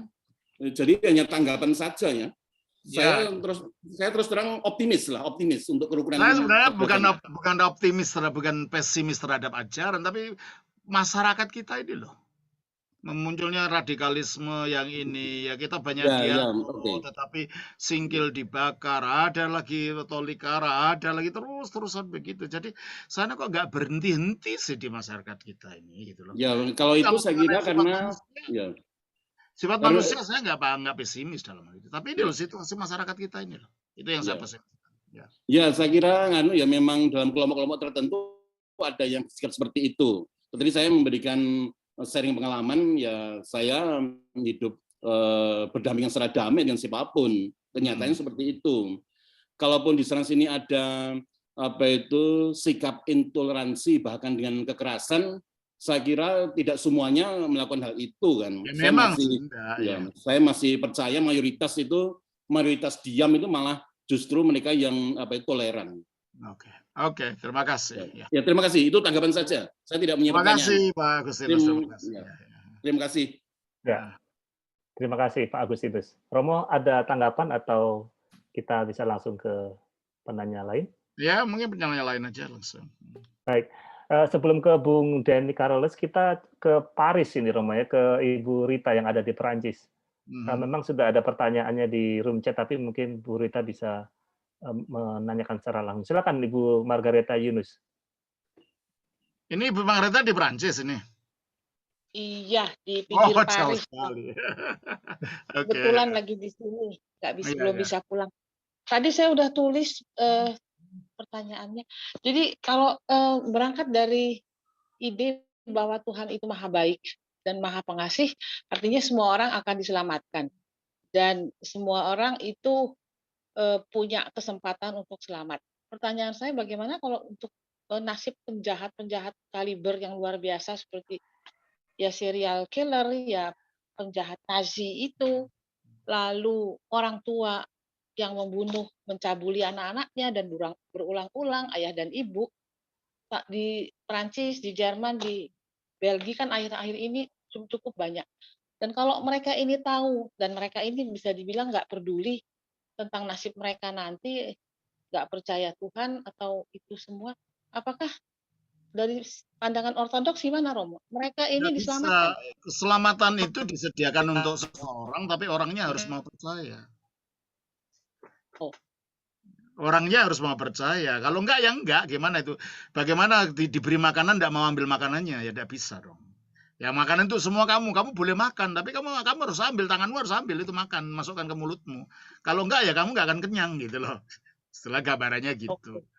Jadi keselamatan juga gitu, disediakan untuk semua orang, tapi orangnya harus mengambil sikap, yaitu untuk taat kepada kebenaran. Itu kalau enggak, ya enggak. Gitu. Dia enggak dapat apa-apa. Gitu. Kemungkinan ada, tapi dia harus ambil sikap. Gitu.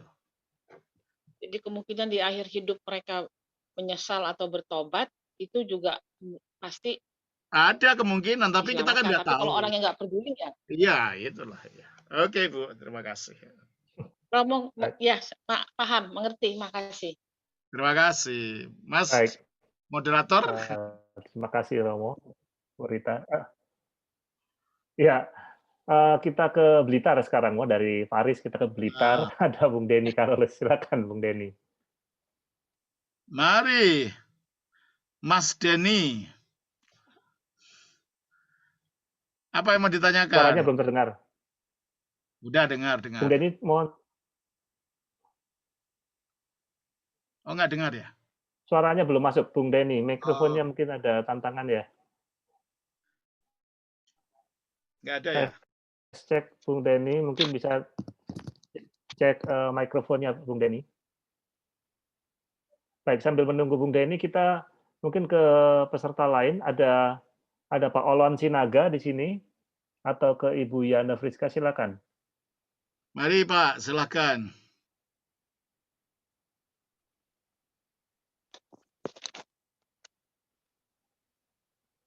Ya, silakan, Pak Sinaga.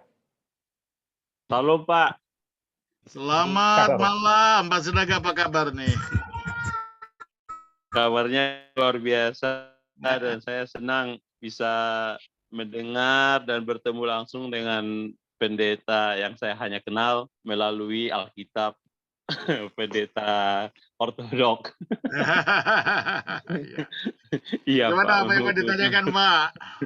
Begini, Pak, tadi kan ada ide tentang supaya kita mengerti saudara-saudara kita yang kepercayaannya berbeda, kita harus mempelajari mereka. Nah, padahal itu kan harus memiliki keahlian dan kebijaksanaan tersendiri. Ya. Nah, bagaimana supaya jangan terjebak gitu loh. Maksud hati kita ingin mempelajari, justru jadi masuk, jadi beralih gitu. Jadi maksudnya jadi masuk kemana maksudnya? Tadinya kan saya ingin belajar agama, mempelajari supaya bisa mengerti pemahaman layar saya yang agama Islam, misalnya ya. Kan layar saya, ipar saya, keluarga dari mama saya kan banyak yang Islam tuh. Iya. Jadi saya ingin belajar agama, mempelajari itu supaya bisa ngobrol-ngobrol lah, mengerti tentang itu. Saya mempelajari, tahu-tahu saya jadi masuk Islam. Bapak sudah Islam sekarang? Bapak sekarang udah Islam? Bapak sudah Islam bagaimana sekarang? Caranya? Tadi kan ada ide Bapak seperti itu kan. Nah, justru saya justru jadi Islam, padahal saya tadinya kan pingin mempelajarinya doang gitu, jadi supaya bisa ngobrol-ngobrol, supaya jangan apalah gitu. Misalnya kalau nanti pemilu gitu ya, jangan terjadi lagi bentrok antar keluarga gitu. Kan waktu itu kan di tempat kami bersaudara aja jadinya nggak ngomongan sampai sekarang gara-gara itu. Pilpres yang kemarin kan tadi juga ada Bapak singgung itu. Nah, itu Pak, caranya itu gimana Pak? Kan karena pertama itu kita harus memahami akidah kita sendiri dulu. Kita terutama kalau berhadapan dengan Islam Muslim mengerti Tritunggal itu apa sih? Inkarnasi itu apa sih? Bukti bahwa Alkitab itu benar itu gimana sih? Jadi ini dulu harus kita kokohkan, data-datanya kita punyai secara kokoh. Kalau kita sendiri belum belajar, kita belajar yang lain, ya kita akan goyang. Tapi kalau kita sudah tahu data-datanya, bukan goyang, malah mempertajam pemahaman kita tentang iman kita. Gitu loh. Oleh karena itu saya tidak takut, saya baca Bhagavad Gita, saya baca Veda, saya baca semua kitab-kitab suci, apapun saya baca semua, ada semua di perpustakaan saya itu. Nggak memgoyahkan saya sama sekali, malah itu malah mempertajam saya di dalam saya berbicara pada orang. Oleh karena itu pertama, kokohkan akidah kita sendiri dulu. Kalau Kristen ya kokohkan akidah Kristen yang benar gitu loh. Sehingga dengan demikian melalui keyakinan Kristen yang benar ini akhirnya kita bisa memberi perbandingan ketika membaca orang lain. Oh itu begitu padahal bukan begitu gitu loh. Sehingga dengan demikian kita tidak mudah untuk ditarik ke sana kemari gitu. Kalau kita sudah mempunyai kekokohan pada imannya sendiri. Ya itu saja yang bisa saya berikan Pak. Oke Pak. Jadi mesti ekstra hati-hati juga Pak ya. Iya. Ya, saya malah di sini ada Alkitab agama setan ada loh Pak. Ada saya punya ilmu perdukunan, sihir semua ada di buku di sini. Saya enggak takut karena saya tahu yang saya imani. Saya malah jadi kalau orang tanya saya bisa tahu jawabannya karena jawabannya dari orang itu. Pengikut ilmu. Nah, kira-kira Pak Pendeta, kira-kira orang awam yang seperti saya ini gitu ya. Apakah memungkinkan Bapak kan bisa aja begitu gara-gara kan Bapak mendalami agama itu sedemikian rupa sampai menjadi imam, malah sampai doktor gitu mempelajarinya sampai mendalam. Kalau kami kan hanya kulit-kulitnya aja Pak. Cari guru yang bisa ngajar Pak. Oh iya. Ya cari guru yang bisa ngajar. Makanya orang-orang muda-muda di sekitar saya ini saya siapkan semua. Mereka tidak harus jadi dokter, tapi ilmu saya berikan pada mereka. Supaya mereka juga bisa membentengi diri mereka dan bisa memberi jawaban kepada orang lain. Cari gurunya, Pak. Nanti kalau menajuru nanti Bapak bisa. Ya. Oke, sip, Pak. Terima kasih banyak, Pak. Terima kasih. Merci beaucoup. Merci beaucoup bahasa Perancisnya. Merci beaucoup. Iya. Ya, baik Pak Sinaga. Nanti kalau sedang mencari guru, saya rekomendasikan Romo Daniel menjadi guru. Silakan aja. Baik, berbicara tentang toleransi beragama, di sini ada Kak Nurudin ya, yang dari Yogyakarta, dari UGM ya. Sudah hadir. Ya, Kak Nurudin. Ini ada sahabat Muslim yang bersama-sama dengan kita. Kak Nurudin sudah siap? Sudah ready dengan kita atau masih di jalan? Halo? Ya, halo? Kak Nurudin. Bisa ya. kedengaran? Ya. Jelas. Ya gini, Mas Nurudin, gimana nih tentang topik ya toleransi Kalau tadi kita sudah benarkan dari sisi perspektif Kristiani, kalau dari sisi Islam seperti apa? Menurut mungkin bisa sharing dengan kita di sini. Iya, tadi saya juga agak terlambat datang, jadi nggak apa namanya nggak apa yang namanya nggak terlalu apa mengikut dari awal ya. Tapi kalau terkait dengan apa yang namanya tadi kan kalau nggak salah dikatakan tentang pentingnya dialog gitu kan, pentingnya dialog dan kemudian juga mengetahui dari perspektif lain sebagaimana adanya kan gitu. Itu kan jadi penting karena kadang-kadang kalau di era yang post-truth sekarang ini kalau kita menggunakan istilah itu kan kadang-kadang orang cuman berdasar pada katanya, berdasar pada medsos itu kan itu malah sebenarnya kan justru menjadi kontraproduktif kalau yang seperti apa yang adanya itu kita bisa tahu itu kan justru menjadi penting gitu kan, maksudnya menjadi awalan. Oh ternyata kalau yang si X itu seperti ini, bukan sebagaimana yang digambarkan di dalam media misalkan gitu kan. Oh si Y seperti ini kan justru dimulai itu justru kalau kata Bermas kan dimulai kan dari yang komunikatif itu kan, komunikatif kan dalam artinya di situ tidak ada penghalang-penghalang tadi kan, misalkan kalau basisnya tadi ya cuman ibaratnya rumor gitu kan, apalagi nggak sebenarnya itu kan juga malah menjadi sulit. Jadi justru malah menjadi penting ya kalau apa namanya dialog itu dimulai dengan apa istilahnya apa kejujuran, kebenaran dan lain-lain juga bisa dimulai dari situ. Entah itu terhadap agama dalam arti tradisional atau mungkin tadi ya misalkan ada agama-agama yang baru seperti agama setan, gereja setan, atau bahkan mungkin juga sistem-sistem filsafat lain mungkin ya. kan sekarang juga mulai masuk, misalkan ada filsafat Barat, Jepang, Cina gitu. Ya, silakan Romo. Ya, Romo. Ya setuju, memang harus gitu. Kita harus mempelajari agama lain sebagaimana yang dipercaya orang itu. Dan kalau kita tidak setuju bukan karena karikatur. Tidak setuju, memang saya punya prinsip begini, kamu begitu. Bedanya di sini, di mana kita sama bisa bergandengan tangan dalam perbedaan itu. Mari kita cari yang sama. Jangan yang beda ya sudah, memang itu milikmu, ini milikku gitu. Tapi tetap bahwa kita harus mempelajari yang lain secara objektif, bukan karikatur. Itu penting sekali. Karena banyak sekali agama itu saling mengkarikaturkan satu sama lain, sehingga bukan itu yang dipercaya orang itu akhirnya digambarkan seperti itu. Kan gitu. Dari dua belah pihak itu biasanya saya lihat. Ya. Silakan dilanjutkan Bung Nurudin, tadi mungkin sempat terputus ya. Silakan. Oh ya, mungkin ini saya menyambung aja, tadi kan sempat dikatakan tentang, saya jadi menarik tentang konsep keselamatan di dalam ortodoks. Kalau tidak salah ada buku yang judulnya Vladimir Lossky kalau nggak salah. Ya, itu betul kenal, salah seorang teolog yang terkenal ya. Ya kan. Di situ dikatakan bahwa keselamatan itu juga dikaitkan dengan human freedom atau kehendak bebas manusia. Jadi kalau tadi dikatakan ya itu terbuka bagi semua orang, tapi kecuali orang itu mau sendiri, itu kan berarti itu konsep human freedom menjadi penting. Itu kalau dijelaskan secara lebih lanjut gimana Romo? Jadi tentang apakah berarti apa namanya kebebasan manusia itu menjadi menentukan bahwa dia akan selamat atau tidak? Jadi bukan pada kebebasan itu, kebebasan untuk menerima tawaran Allah. Kalau dalam Kristus, kebebasan untuk menerima tawaran Allah keselamatan di dalam Yesus Kristus, itu kalau panjangnya gitu. Tapi harus tidak boleh dipaksakan maksudnya gitu, tetapi harus dari hati orang itu sendiri. Itu maksudnya human freedom-nya di sana. Tapi pada akhirnya keselamatan itu ya di dalam Yesus Kristus, itu dari kacamata kekristenan gitu.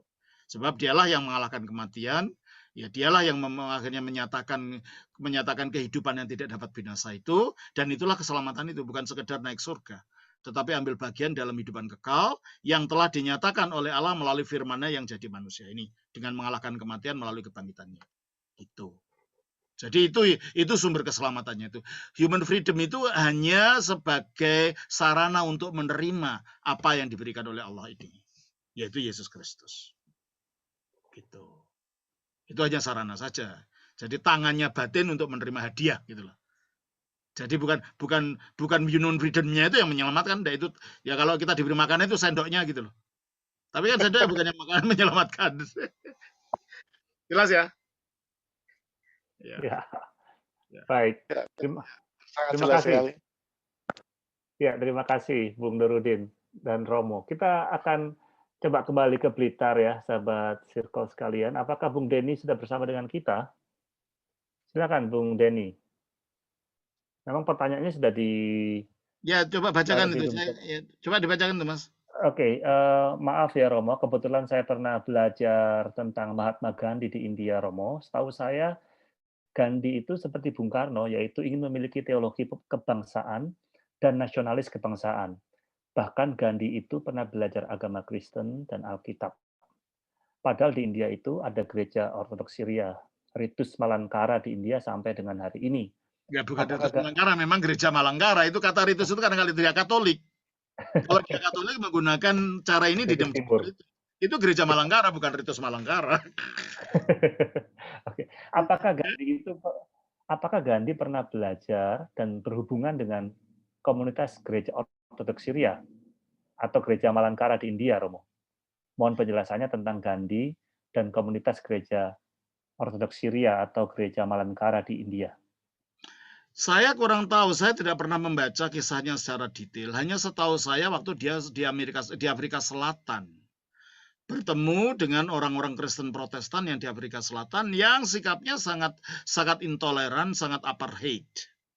Akhirnya dia kalau dengan gereja Ortodoks Syria pada waktu itu, karena gereja Ortodoks Syria sendiri pada zaman itu menjadi semacam kasta tersendiri dan tidak mudah, jadi dianggap seperti kasta, ya. Nah, tidak mudah orang dari kasta satu kepada kasta yang lain, karena akhirnya gereja Ortodoks Syria karena begitu 2000 tahun di sana mengabsorpsi semua budaya-budaya di sana mereka dianggap kayak kasta. Lah biasanya pembagian kasta di India itu sangat ketat loh ya. Nah, apakah Gandhi mau berhubungan dengan orang Ortodoks Syria yang mungkin dalam masyarakat Hindu itu dianggap sebagai kasta tertentu? Saya tidak tahu. Tapi sejauh pengetahuan saya yang saya baca, Gandhi itu mendapatkan pengetahuan kekristenannya ketika dia belajar di Afrika Selatan. Di mana di Afrika Selatan orang-orang kulit berwarna itu sangat direndahkan karena polisi apartheidnya itu. Sehingga pada akhirnya dia mengatakan, saya senang sama Yesusmu, tapi saya tidak senang dengan orang Kristen. Dia mengatakan gitu. Ya toh? Saya senang sama Yesusmu, tapi saya tidak senang sama orang Kristenmu, gitu. Jadi kalau begitu, kalau dilihat dari itu, dia lebih dari ini saya simpulkan pengalamannya adalah orang-orang Kristen, orang kulit putih yang ada di Afrika Selatan, mungkin bukan dengan orang India sendiri. Gitu kalau dari kesimpulan saya dari kata-katanya itu, gitu loh. Ya. Baik. Semoga menjawab ya Bung Denny ya. Dan di Afrika Selatan sendiri sekedar menambahkan ada orang yang berwarna colored plus juga orang yang kulit hitam memang. Jadi ada jenis kulit tertentu mereka yang disebut colored. Ya nggak hitam tapi juga nggak putih. Semacam satu suku sendiri gitu mereka. Ya. Oke, kita coba ke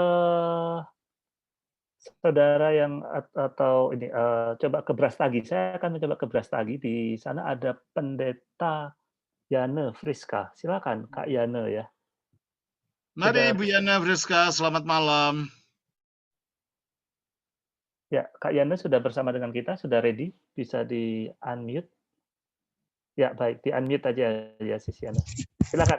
Selamat malam Romo, selamat bertemu kembali. Iya Romo, terima kasih buat hari ini, sangat luar biasa. Mungkin pertanyaan saya sedikit bagaimana, maaf nanti ya Romo ya. Ya. Saya melihat perkembangan teologi sekarang begitu, dengan dialog antar agama itu tadi, bagaimana kita menerima agama lain, tradisi lain di dalam kehidupan kekristenan. Bagaimana gereja Ortodok Romo untuk melihat bahwa Alkitab sekarang ini boleh kita kritisi, boleh kita terjemahkan ulang di luar dari doktrin begitu, karena ada anggapan bahwa sebenarnya Alkitab itu kan hanyalah sebagai pengalaman seperti Matius, seperti Paulus, dan itu menjadi doktrin gereja begitu. Lalu perkembangan itu mengatakan sekarang supaya kita menerima orang lain, bahwa ya pengalaman sekarang di sini, konteks sosial sekarang dengan juga tradisi sekarang, mungkin kita akan mengenal Yesus Tuhan itu berbeda daripada pemahaman Yahudi begitu Romo. Jadi keluar dari kenyamanan Alkitab yang bersifat keyahudian itu. Bagaimana menurut kira-kira menurut Romo Kalau begitu dalam atau gereja pandangan gereja? Ortodoks, kami tidak hanya Alkitab kan. Iya, iya. Kami mengikuti tradisi suci juga. Kita baca dalam 2 Tesalonika 2 ayat 15. Coba bacakan.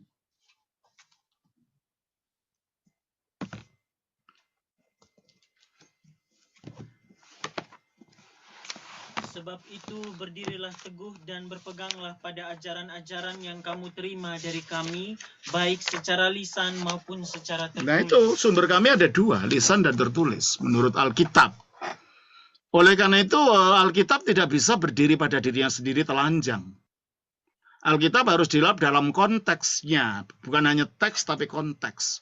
Konteks kehidupan kesejarahan, bagaimana itu dipahami oleh bapak-bapak gereja selama ribuan tahun itu, bagaimana itu dihidupi dalam liturgi, bagaimana itu hidupi dalam asketisisme, sehingga tidak eksklusif kepada pengertian secara nalar saja, tidak eksklusif secara akademis saja.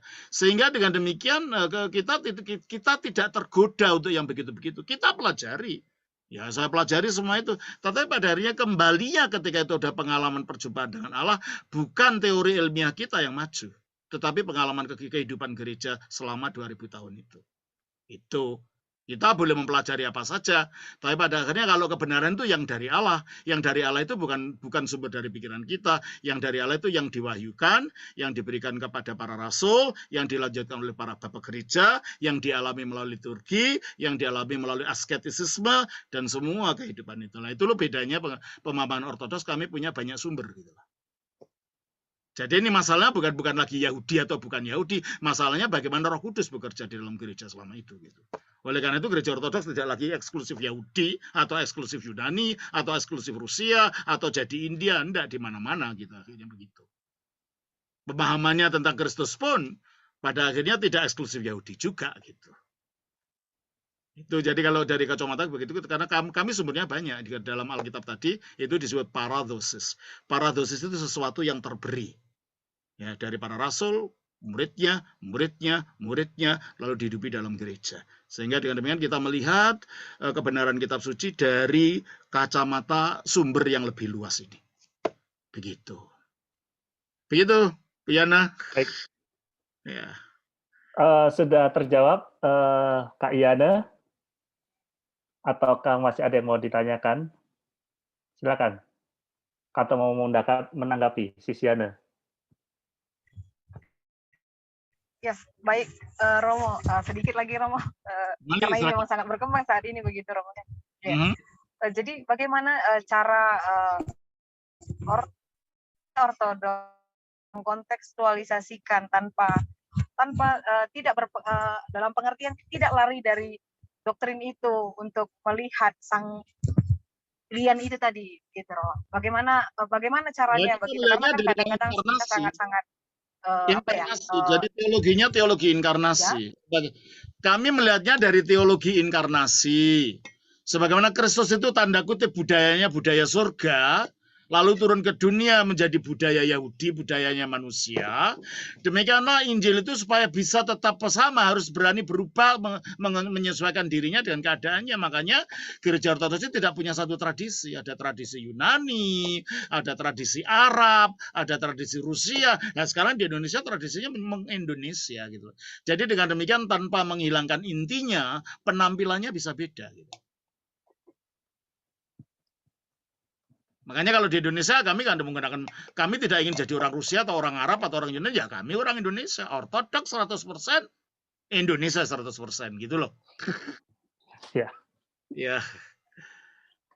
Ya, baik. Terima kasih, Romo. Terima kasih.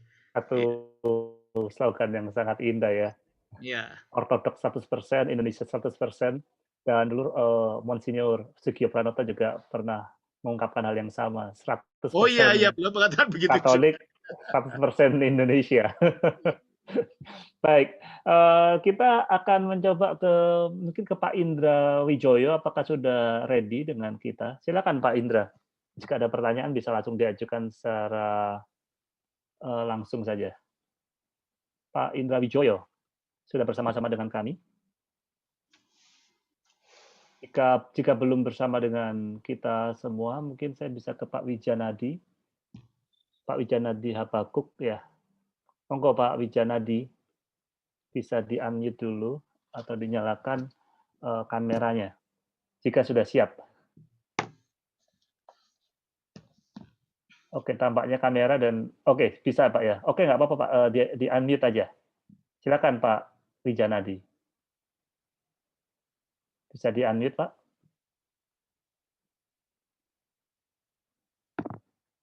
Masih belum ready ya Pak ya? Oke, kalau gitu saya akan coba ke pertanyaan Bung Denny lagi, ini Romo. Ya, Bung Ya, Bung Denny, mohon penjelasannya tentang sejarah gereja Ortodoks Syria Malankara di India dari dulu sampai sekarang ya Romo. Ya, ya nggak bisa lagi. Syria Malankara itu dulu mereka itu diinjili oleh Rasul Thomas. Rasul Thomas waktu itu datang ke India, lalu pada zamannya Raja Gundapur. Akhirnya oleh orang-orang Hindu, karena banyak orang Hindu yang bertobat waktu itu, dia dibunuh di Bombay. Dia mati di Bombay, tapi melanjutkan gereja itu. Awalnya mereka dibawa karena Thomas dari Syria, datangnya di situ. Mereka itu di bawah lindungan daripada cabang gereja purba yang ada di Antioquia. Nah, tapi waktu itu di Antioquia sesudah konsili Kalsedon tahun 451 terjadi perpecahan, yaitu yang tetap pada Ortodoks yang percaya pada rumusan Kristologi Kalsedon bahwa Kristus satu pribadi dalam dua kodrat, lalu rumusan monofisit bahwa Kristus itu satu pribadi yang satu kodrat yang berasal dua kodrat. Ternyata gereja di India itu jatuh ke tangan yang model non Kalsedon, ya, yang monofisit. Tapi ketika Portugis datang ke India, ya, akhirnya karena ke Portugis teologinya mengatakan bahwa gereja yang benar itu cuma gereja Roma saja. Lah kok tiba-tiba ini ada gereja yang tidak pernah ada kaitannya dengan Roma kok ada di sini gitu loh. Mereka kaget, ini gereja apa gitu loh. Nah, akhirnya mereka dipaksakan untuk tunduk pada Sri Roma, sehingga sebagian akhirnya menjadi apa yang disebut sebagai gereja Uniat. Gereja Uniat itu adalah gereja yang tetap mempertahankan cara-cara gereja Timur, tetapi tunduk kepada Sri Paus. Itulah yang disebut gereja Katolik Timur. Jadi gereja Katolik Timur bukan Ortodoks, ya gereja Katolik tapi menggunakan ibadahnya Ortodoks. Jangan keliru ya. Gereja Ritus Timur juga sama, artinya Ritus Timur atau Katolik Timur itu sama. Gereja di bawah Sri Paus, tetapi diizinkan menggunakan ibadah-ibadah secara Timur. Kalau gereja Ortodoks ya gereja Ortodoks, bukan pakai ritus, enggak. Ya Ortodoks itu aja. Malankara juga gitu. Akhirnya gereja ini dibagi dalam dua akhirnya.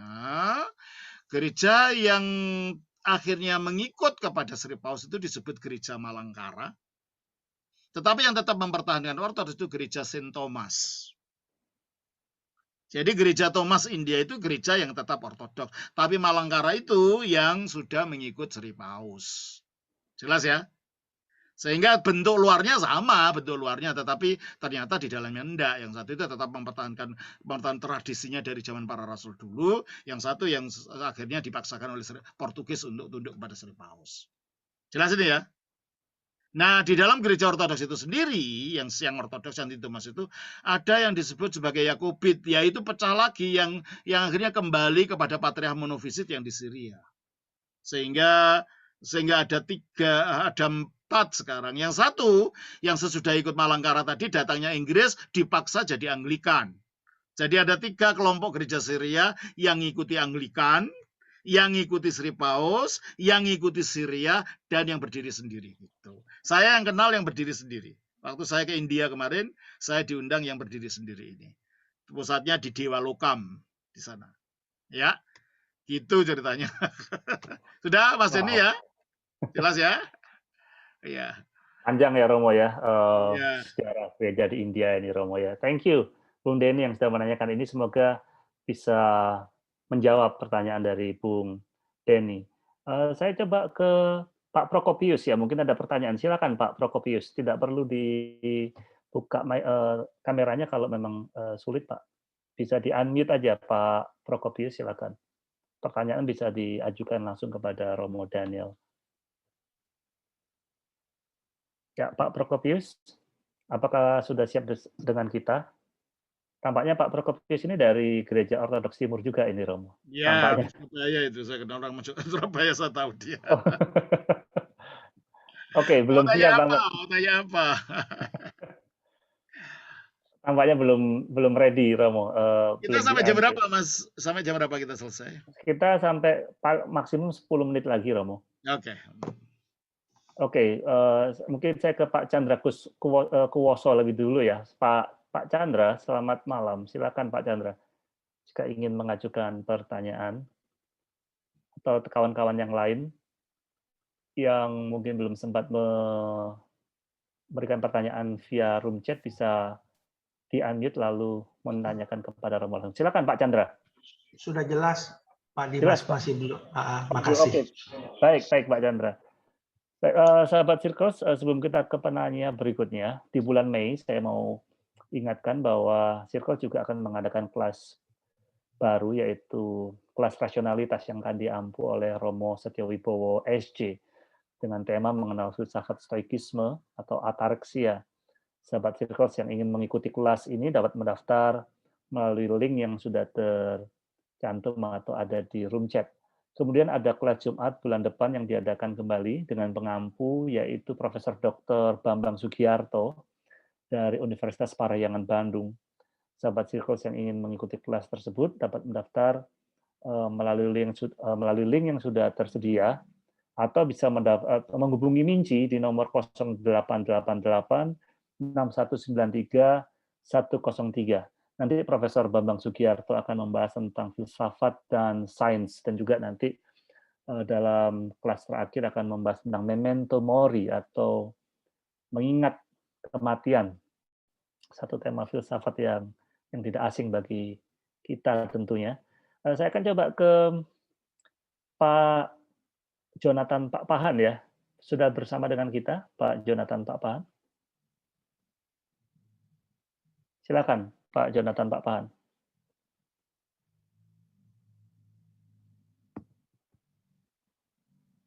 Mungkin bisa di-unmute dulu, Pak.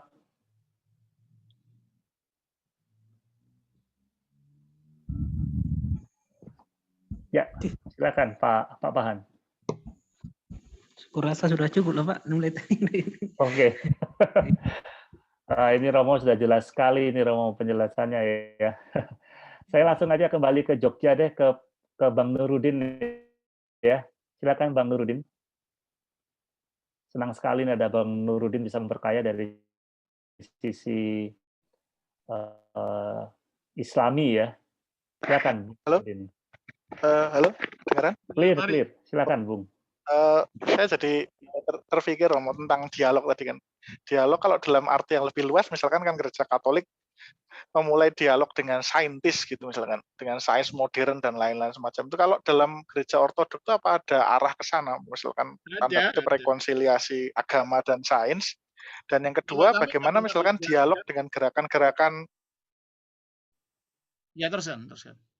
Ya, dialog dengan gerakan kontemporer seperti misalkan feminis itu, feminis LGBT misalkan kan yang mereka menuntut aborsi, pengesahan aborsi, kemudian rekognisi terhadap gereja terhadap pernikahan homoseksual, itu semacam apa? Apakah ada dialog juga semacam itu di dialog? Tetapi kalau kami pegangnya pada tradisional ya, moral tradisional. Ortodoksi tidak pernah tunduk kepada pengubahan sistem-sistem moral yang akhirnya menggoncangkan kehidupan manusia. Oleh karena ya, kami tidak akan membenci homoseksual, tapi kami tidak akan mengizinkan orang-orang dinikahkan secara perkawinan sejenis tidak bisa masuk dalam gereja ortodoks. Sebab sekali lagi ajaran kami adalah mengikuti ajaran para bapak-bapak pendahulu kami. Yang ajar moralnya secara konstan ya begitu, tidak ada orang laki-laki sama laki-laki menikah itu tidak ada. Pernikahan itu ya laki-laki dan perempuan kayak gitu umpamanya kalau homoseksual. Meskipun kami tidak boleh membenci gitu.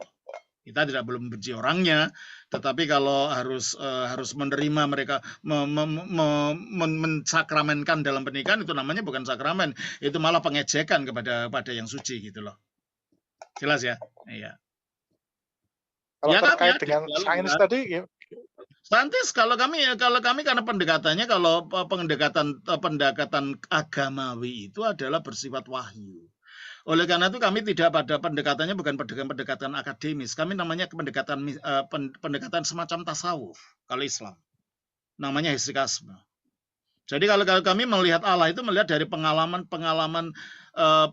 peribadahan, pengalaman puasa, pengalaman penglihatan akan yang ilahi, namanya nepsis. Sehingga dengan demikian di dalam pengalaman yang rohani ini kita melihat Allah, kita melihat mengalami Allah seperti pengalaman dalam tasawuf. Bukan hanya sekedar ilmu di otak gitu loh. Sehingga akhirnya ini ketika terjadi perubahan di dalam ranah ilmu itu tidak akan mempengaruhi karena lain ilmu lain laboratoriumnya gitu. Kalau laboratorium ilmunya ortodoks, laboratorium ya biara gitu loh. Kehidupan itu bukan di laboratorium sains. Nah, di barat akhirnya yang dibedakan antara supernatural dan natural, sehingga kalau kita enggak created and uncreated. Nah, kalau supernatural itu ya masih saja dalam bentuk natural, hanya super, bentuknya malaikat atau apa, tapi kan ciptaan. Kalau kita enggak, kita membedakan yang created, tercipta makhluk, dan khalik. Dan kalau khalik kita tidak bisa masukkan di botol untuk diselidiki di laboratorium kan, enggak bisa. Itu harus pembersihan batin. Itu harus. Jadi kalau makanya kita punya semacam tasawuf ya, namanya hesychasma. Yang di Protestan tidak dikenal tasawuf semacam itu. Kalau kami ada gitu. Di Protestan tidak dikenal, hampir mirip dengan Islam gitu. Dalam hal ini ada semacam tasawufnya gitu. Makanya kami mendekati ilmu itu bukan hanya sekedar dari kepandaian otak atau pendapat sarjana, enggak. Tapi kami lebih percaya pada orang-orang suci gitu. Dari yang mereka mengalami Allah gitu. Mengalami Tuhan dalam pengalaman batin mereka. Jelas ya? Oleh karena ada konflik antara sains dan religion karena itu bidangnya sendiri-sendiri. Gitu. Jelas ya? Ya. Baik, Romo, ini ada Pak Bahusin Enim, tampaknya beliau tidak bisa meng-unmute ya. Tadi bertanya, Salam Aleichem, Romo. Izin bertanya, apakah ajaran EENS tidak berlaku jika orang dihakimi menurut hati nuraninya? EENS itu apa?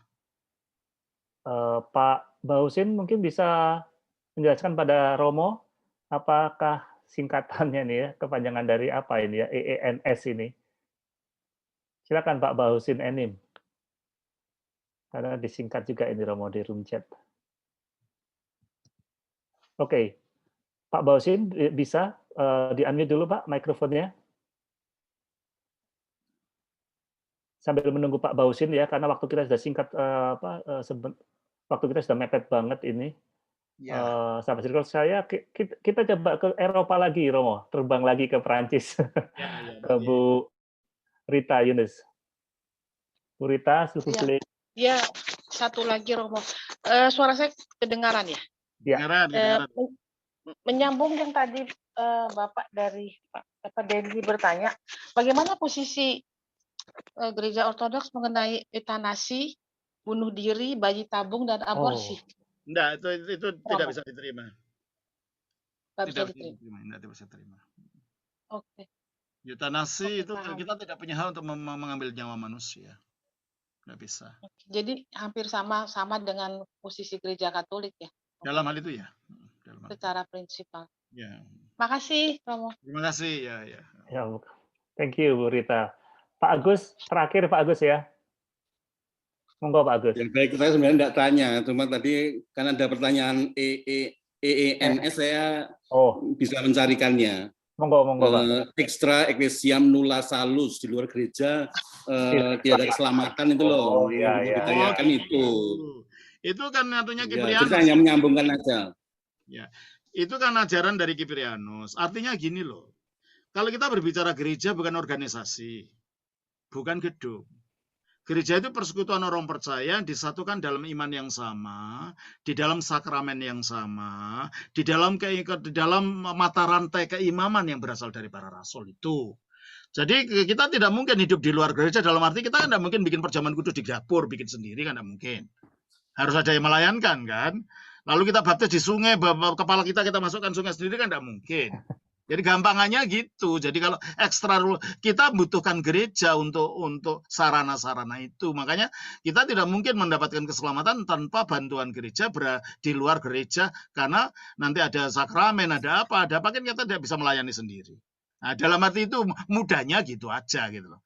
Bahwa kita tidak ada keselamatan di luar gereja, artinya kita tanpa pelayanan sakramen, tanpa pelayanan firman yang dilayani gereja, ya tidak bisalah kita menghidupi kekristenan secara utuh gitu. Itu maksudnya. Saya komentar ini.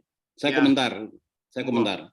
Sebenarnya EENS itu sudah tidak berlaku karena itu terjadi pada abad ketiga, di mana agama Kristen masih satu, tidak terpecah-pecah. Jadi itu sebenarnya ditujukan pada orang yang meninggalkan gereja. Jadi sekarang yang berlaku saya kira Konsili Vatikan kedua gitu. Kalau dari perspektif gereja Katolik. Kalau jadi kami itu tetap.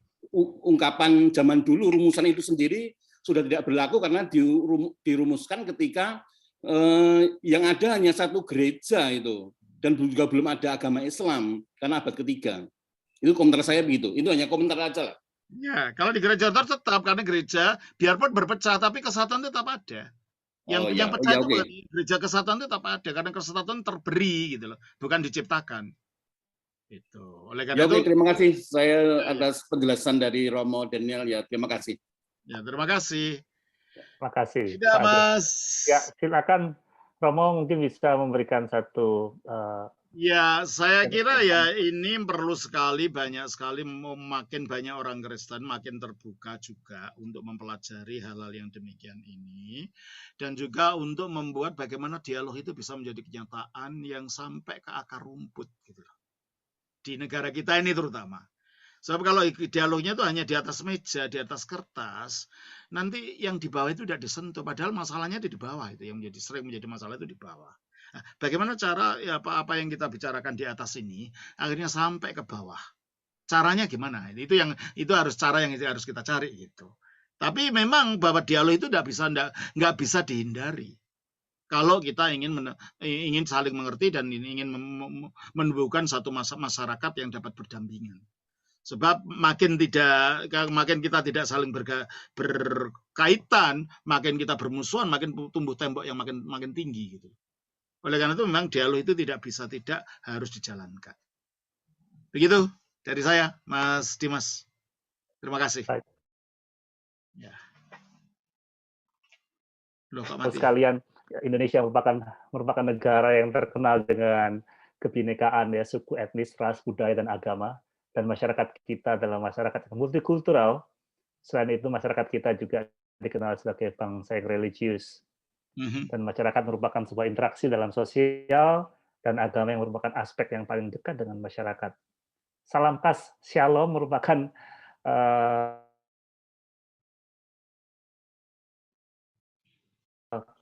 dari agama Kristen, bisa menampik segala prasangka terhadap agama lain. Tentunya juga didukung dengan saling berdiskusi lintas iman. Dan semoga malam hari ini juga mendorong kita untuk semakin menyebarkan kedamaian, bukan kebencian, menyebarkan cinta dan bukan hoax dan bukan ujaran-ujaran kebencian. Untuk itu, Romo, kami berterima kasih untuk malam hari ini yang sudah dengan sangat baik Romo mengajarkan kami. Dan sebentar kita akan berpisah ya Romo. Kami mohon Romo menutup dalam doa dan juga berbagi kami Romo. Terima kasih. Mari kita berdoa kalau gitu. Senama Bapa dan Putra dan Roh Kudus. Amin.